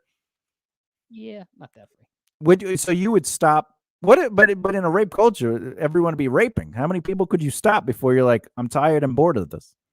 At that point, I would have to just do whatever I could to bring around a change within. What would you do? And also, when you say stop, would you beat them up? Remember, it's accepted. Like people accept it. It's a rape culture. Well, the person being raped, by definition of what's going on, would not be accepting the situation. No, they accept that it's going to happen, but they accept that they don't. They didn't want it. That's what makes it rape. But yeah, so then at that point, in their head, they go, "This is normal." Yeah, I would be like, they don't want it. So what would you do, JD? Intervene. How would you intervene? Excuse me, sir. I was just, pardon me. I was pull the person Marines, right? I was just wondering if maybe we pull could the person off of. Well, you said you don't believe in violence. I don't believe in violence. That's violent. In this case, I think it would be warranted. So it's not that you don't believe in violence. You believe it shouldn't be the first course of action, except with when Yes. it is the first course of action. You didn't even try to reason with this person. Your first thing was pull them off. I'm not saying that's the wrong move, but you said you don't believe in violence. I see what you're going with this. I definitely do. You didn't even try to get authorities involved, even though it is a rape culture, and they probably be like, "Yo, bro, it's Saturday." Yeah, I do not believe that violence. I do not believe that violence is needed. I do think that if violence is instigated, Well, you're instigating it in that situation because they're doing what's legal. yeah, but You're it is breaking still the a- law by assaulting It him. is a, which it is a crazy. violent, but it is a violent act. No, it's because not. It's a legal act. It's no longer violent. Shooting guns. Boxing is legal. violent, but it's legal. Would Yeah. you step in and be like, "Yo, guys, come They're- on, the bell went off"? They're two consenting people who want to do that. Those are two consenting people that believe the law is right. Well, you have someone who's being raped going, "I don't like this." Well, I don't she want knows this." that person knows that they have to not want it for it to be rape, or it's just sex. So they have to be like, "No." Well, if they are pretending, then Well, it you doesn't don't know. The first thing you did was pull them off. You didn't even ask. Pardon me. count. Like, Is this hey, a sanction? Let me see your papers. Oh, here you go. Oh man, sorry, bro. I didn't mean to interrupt. Continue, rape away. Thank you, sir. Bye, man. no. Stop. Get up. See, you could have been messing with someone's intimacy. I could have. You know, at this point, now that you're bringing it up, I'm just gonna go and grab some popcorn. And, Do you understand what I'm saying, though? It's about a which rape part? culture, right? So it's everyone's accepting that it's a thing, right? You don't believe in violence, but your first course of action was violence before finding out, is this what they want? You're just assuming she doesn't want it because it is rape. But well, that doesn't make any sense because if it's rape, by definition, it means she doesn't want it. Well, she has to perform as if she doesn't want it. And that could come in any form. It could just be like, well, I'm going to make like this guy is not stalking me because it's rape culture. They're like, this has to happen. This is normal. So you're saying that in a rape culture, you can't have sex, No, you can have sex. like consensual sex. You can. So then, if it is consensual, it is by definition not rape. Yeah, I know. But what I'm saying is you got to think outside of this is not a rape culture and that rape is bad. In this situation, rape is good because it's a rape culture. So the girl or boy So being are you- raped So are you saying is accepting that it's happening, even though they might not want it. And therefore it is consensually okay because in their head, they were trained that this is okay. That's a rape culture. But your first act was to break into somebody's house and mess up with their intimacy, even if it's on the street. You know what I'm saying? Because you're like, no, I don't Wait, believe in this. so they're on the street and I broke into a house? But that's like you breaking in someone's house going, hey, what are you doing? No sex before marriage. Are you two married? Because that would be a culture that you grew up in, right? Where you'd be like, no, you have to be married. So you have to look at it. You have to look at it in that perspective. You're literally disrupting a normal thing Yeah, but you're saying because the whole street could be filled with raping. So you're saying a rape culture changes the definition of rape. No, it changes the way we perceive it. The definition would still be right, but the way we receive it and perceive it But the way you would just change. described it sounds like the person being raped is giving consent. No, they're accepting. Yeah, well, that's different. I know, They're but giving you're consent. attacking them physically. But that's like what I'm saying is you see a guy, you know what? You see a guy raping a guy. Okay, Okay. guy. You grab that guy, go, "Hey!" And they're like, hey, what are you doing? And the guy, hey, man, this is what we do. And then Like, you well, literally then turn never mind. around and you see a girl raping a guy on top of a car. And you're like, oh, you run over there, like, get up. Hey, what are you doing? And then you see another guy raping a girl. You run, whoa, and you stop them. You're like, and now you have 6 people pissed off at you. Because you just messed up something that is the norm. It's a culture. It's what is expected. It's like in like tribes where like they don't wear shirts and their titties are just out. That's like you running around covering them up. Whoa, whoa, whoa. But their culture is that they don't sexualize the titties. Yeah, like but say you would. But I think No, you're not. You're not seeing the perspective of the culture. You're seeing the perspective of what you know. Okay, so the culture is saying that this is okay. Yes. But the people who are being raped don't want it to happen. Correct. Okay, so you help the people who don't want something to happen. You just did 3 people in a row, and Yeah. then they all got mad at you Yeah, because so- that's normal to them. Yeah, but the 3 people who I helped, I will have 3 people who are going, "Thank you." No, I said 6 people are annoyed at you. Then the people who are being quote unquote raped are giving consent. 'Cause No, they're they okay are with it. not. But you messed up what they know as normal. That is the way of life. It is their culture. It's like there's a tribe where look it up. There's a tribe where like all the boys have sex with the chief or sex with like a guy, but it's not a gay society or gay like a homosexual culture. It's just how you become a man. You What am I looking up? tribe tribe that the boys have sex to become men. The boys have sex with an adult male to become men. I love that it's going to be on your browser. But anyway, yes, they're consenting to it because like that's their culture. But if you walk there, right, they might not want to have sex with them. You found it? The Sambia tribe in Papua New Guinea Papua New Guinea have a tradition that has fascinated and confused many. Yes. They are the tribe that drinks semen. Yep. To turn boys into men. Yeah. But there's I believe if you keep there should be a thing about sex too. Let's go to Wikipedia. Ugh.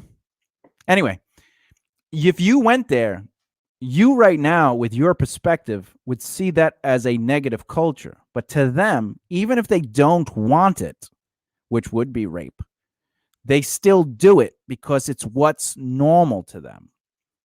You and I might be like, that's messed up, right? And hopefully we do think that, right? But my point is, in a rape culture, you would be the one who is crazy. And even though the girl, guy, and whoever who were being raped against their want, even though they accept that's what their existence is like, you know what I'm saying? Like that's like you running, going, you slapping the semen cup right at it. No, bitch. Right? And you're like, what are you doing? I'm blocking the shots, you know? And they're like, this ain't a bad girl. No. But you know what I'm saying? If you went around and blocked those shots and you're like, but they don't want it, but it has nothing to do with if they want it or not. That's their culture. And in this situation, you would be in the wrong because you are messing up their culture. Do you know what I'm saying? Yes. Because you live in a culture where rape is not the norm.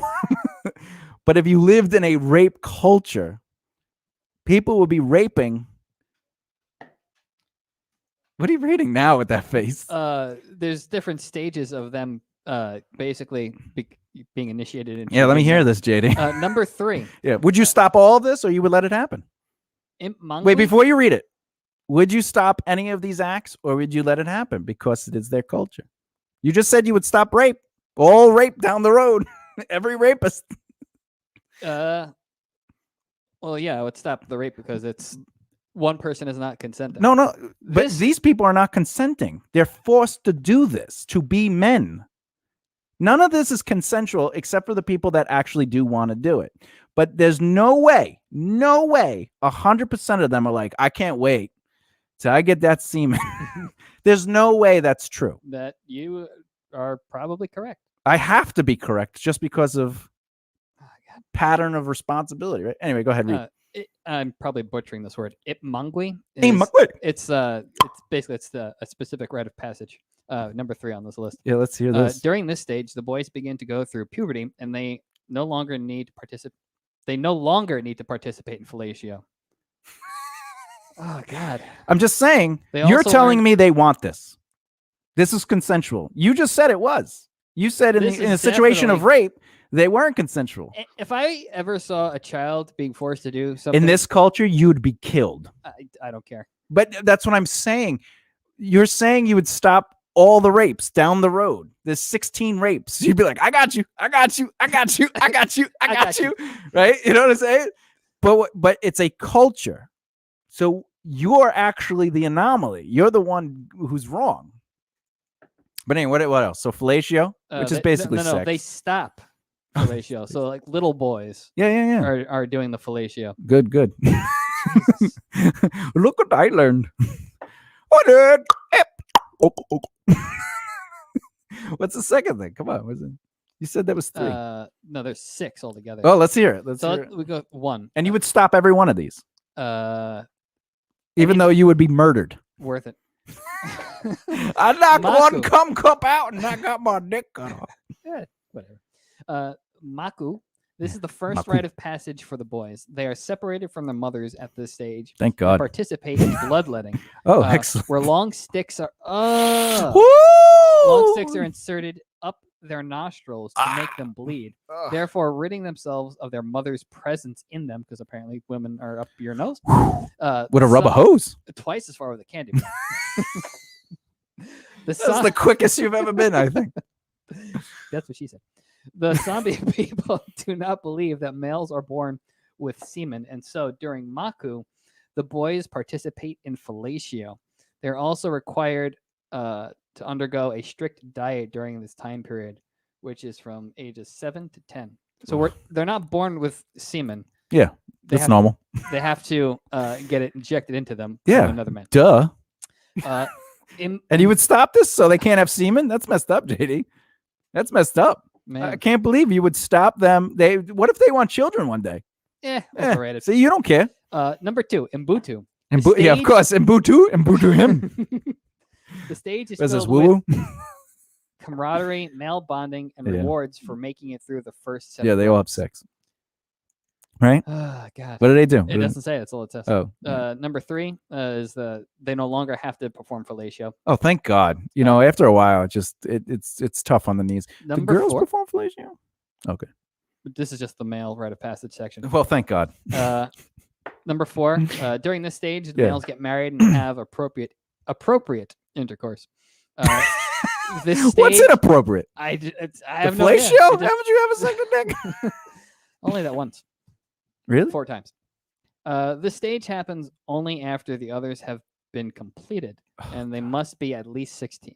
Oh, good. At least 16. That's important. Number 5 is Takintinyat. Yeah. Something. Is this ass sex? What's this? The males undergo bloodletting again during this stage, and their wives have their first menstrual cycle as married women. And what's number 6? Because it can only get better. Moon dung. Is it has to do with poo? I don't know. Let's see. Mundang. The stage is when the women give birth to their first child. Oh, This that's is nice. the final step and Doesn't sound signifies too bad. completion of the rite of passage. They can now be considered full-grown, respectable men. Oh, good. Now they get fellatio. All right. So my question to you, JD, is how tired would you be running around stopping this? Ah, God. Do you think you could stop it? I don't think I could.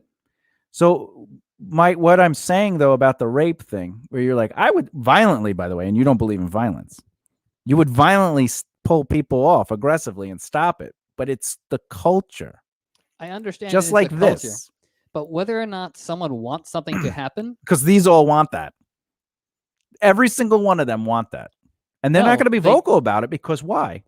because it's the culture. It's the culture. So you're not going to know.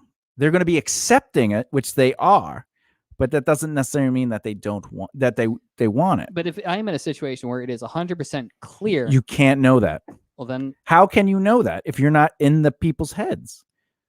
If she's screaming and running and trying to get out of it because it fulfills the rape aspect of it, you don't know if she wants it or doesn't want it, or he or she, whatever. It doesn't matter. if I see someone running, yelling for help, I'd be like, "Hey, do These you need people help?" are running. They're going my nose. I got blood. I just semen. swallowed too much semen. Help me, Papa. No. Forget you, Mama. Where's my mom? I don't have a mom. I had the bloodletting. I totally forgot I had a mom. Who are these women with boobs? Boobs aren't sexual. Fuck those. Where's the penis? I'll go back to the semen. Yeah, all right. I see how it works. But it doesn't matter if you think it's rape. It's not, because you don't know. Because what if they're doing a rape fantasy, right? Now we're throwing that in. All right. Well, if it is made clear to me that How would it be made clear? Would you pull them off? if someone is going, "Hey, help me, I don't want this," What if that's a part of the rape? All right, so I come in and go, "Hey, knock it off." Now you're not violent. Wait. Why would you say knock it off? Again, what if you were having sex and someone So thought you're saying if you're you being heard, pegged and they're like, "Oh, pegging is wrong." so if Are you're saying if you heard someone going, "Help me, help Wait, me, wait, help wait. me," in a rape culture? Period. No. If you're walking down the street and you hear someone going, "Help me, help me, help me," you're not going to run over and go, "Hey, what's going on?" I would if it wasn't a rape culture. Because in a rape So culture, you're saying in a rape culture, it would it's be not normal. potential for someone to be It's like, very potential, just like it's potential. These kids don't want to You're saying that syrup. you're Syrup. semen syrup. Semen Can you syrup. pass some of the semen Can you syrup pop from some of that from my stuff in pancakes? my nose? Anyway, go ahead. What's your question? So you're saying you're walking down the street In a rape culture. In a rape, you just hear the words "help me, help me." Yeah.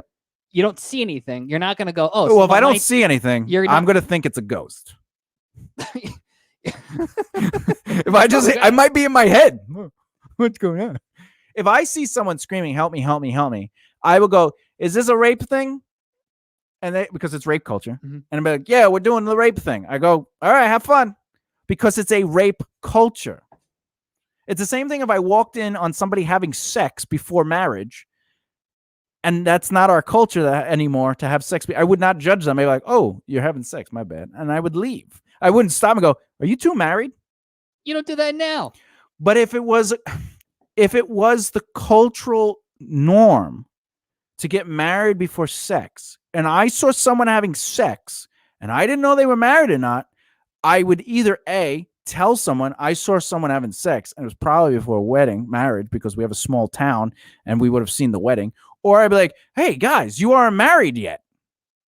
Because the culture would make me look at that in a degrading sense. Yes, rape is degrading, but I'm saying in this situation, this would be terrible for me. But if it was a culture where you didn't have to have marriage before sex, I would walk in and go, "My bad," and I would leave because it would be normal.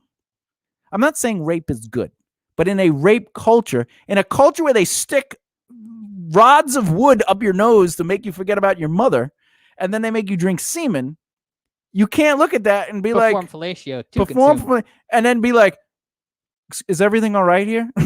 No, nothing is right. But I have to do this because I want to have kids when I grow up. You know what I'm saying? Like, if you are you okay? Yeah, you said don't. You said help me, and they would both in a rape culture most likely say it's all good. We're just doing the rape thing. If they were like, "It's all good," But it doesn't mean it's consensual still. There's no way every kid in that situation is like, you know what I can't wait for? I'm agreeing with you. I'm not Popping my nose and then sucking my father's. You know what I'm saying? But if I had a concern in a rape culture, it would be like, "Oh my God, let me just make sure is everyone okay? Yeah, it's just the rape thing. All right, well, that's normal. So carry on." It wouldn't be a violent thing because it's the part of the culture. Just like there's some cultures that sleep with their brothers and sisters and their mothers and fathers, and then you get blue people. You get blue people. But what I'm saying is, do I think it's wrong? 100%. Rape is terribly bad. I also think everything going on in that tribe is 100% wrong. And not because of the homosexuality. There's nothing wrong with that. You're forcing acts of violence upon children. Yeah. You're just, people. Let's just forget that they're children. They're people. Children. They're people. They're still people. Are children people? Sometimes. But I think what I'm trying to convey to you is, in this situation, you wouldn't be J.D. McGibney of our culture. You'd be J.D. McGibney of that rape culture.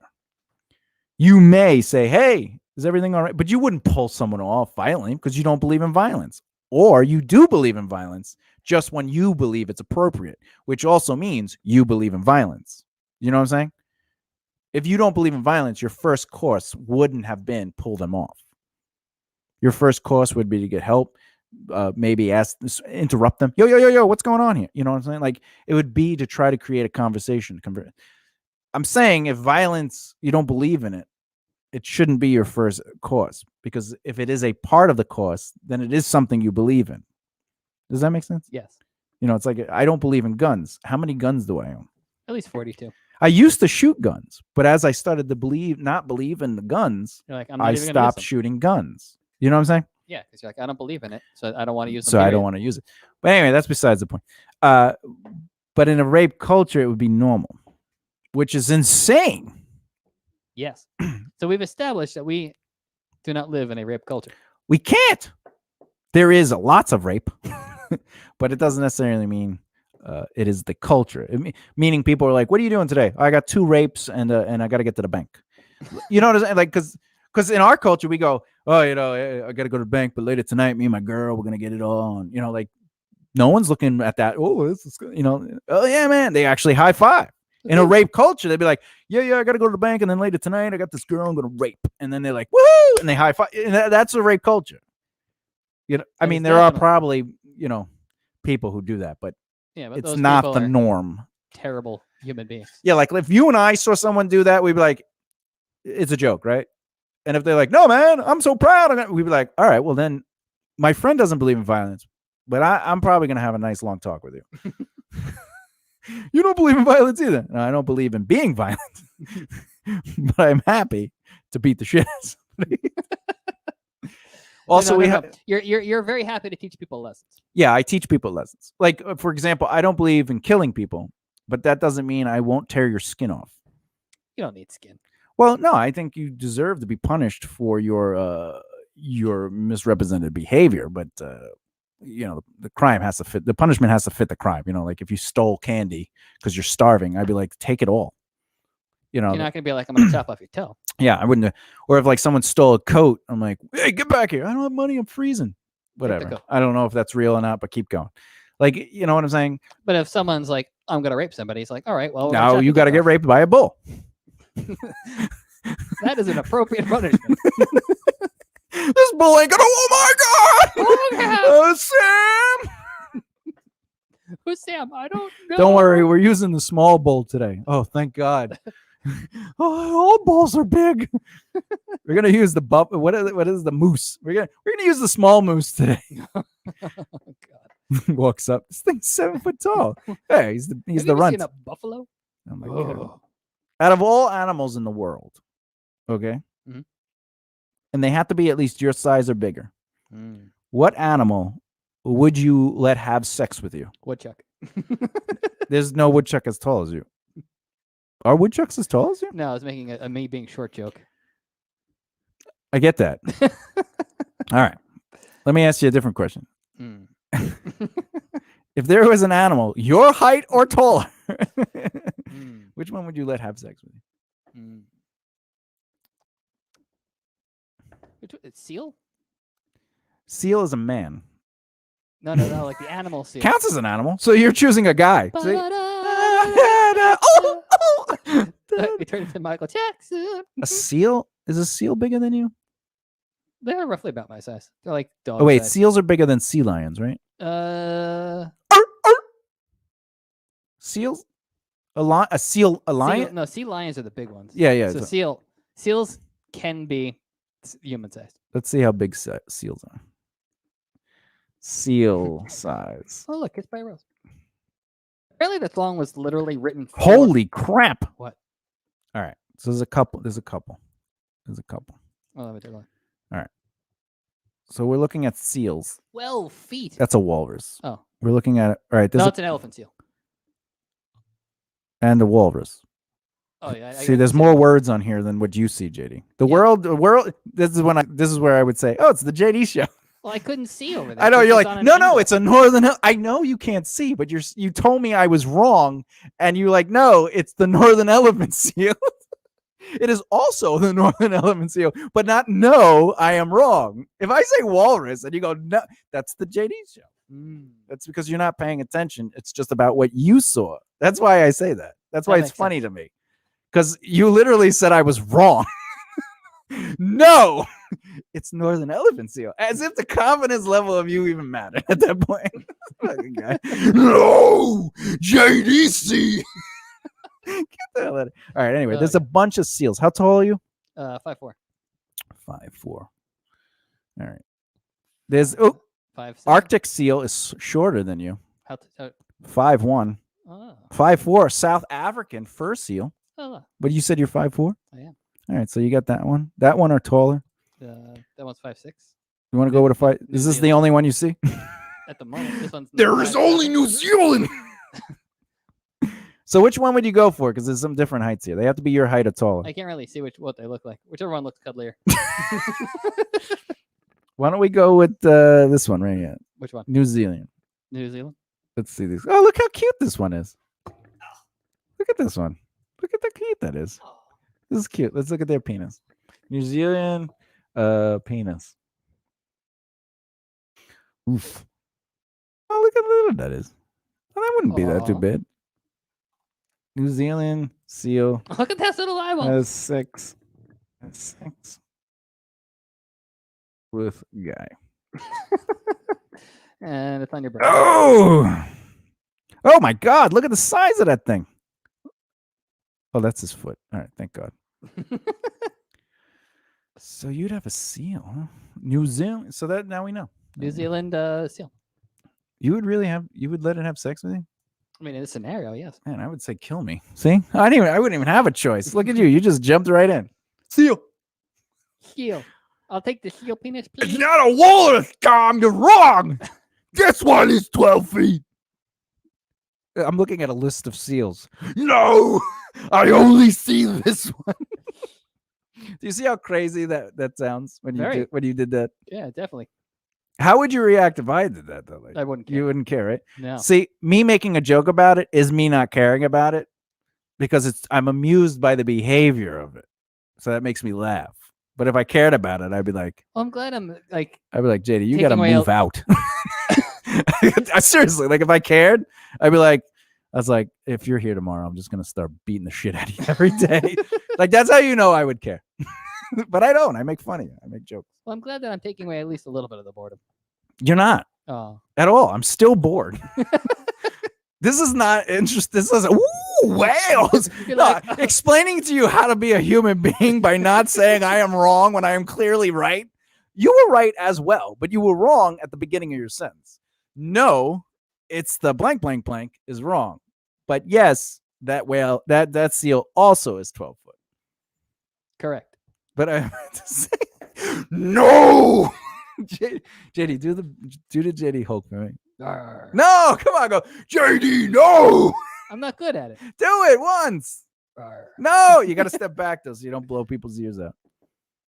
See, this is how I know JD's turning into the next last person. Have fun, God damn I it! am having fun. You're not doing the voice. I don't want to do the voice. Why not? Yeah. It's no fun. Arr. Why do you have to do it in my ear like that? Good night, everybody. Is that it? Oh yeah, it's 6:00. Okay, bye. Also, Bye. just one thing. I was thinking about this the other day.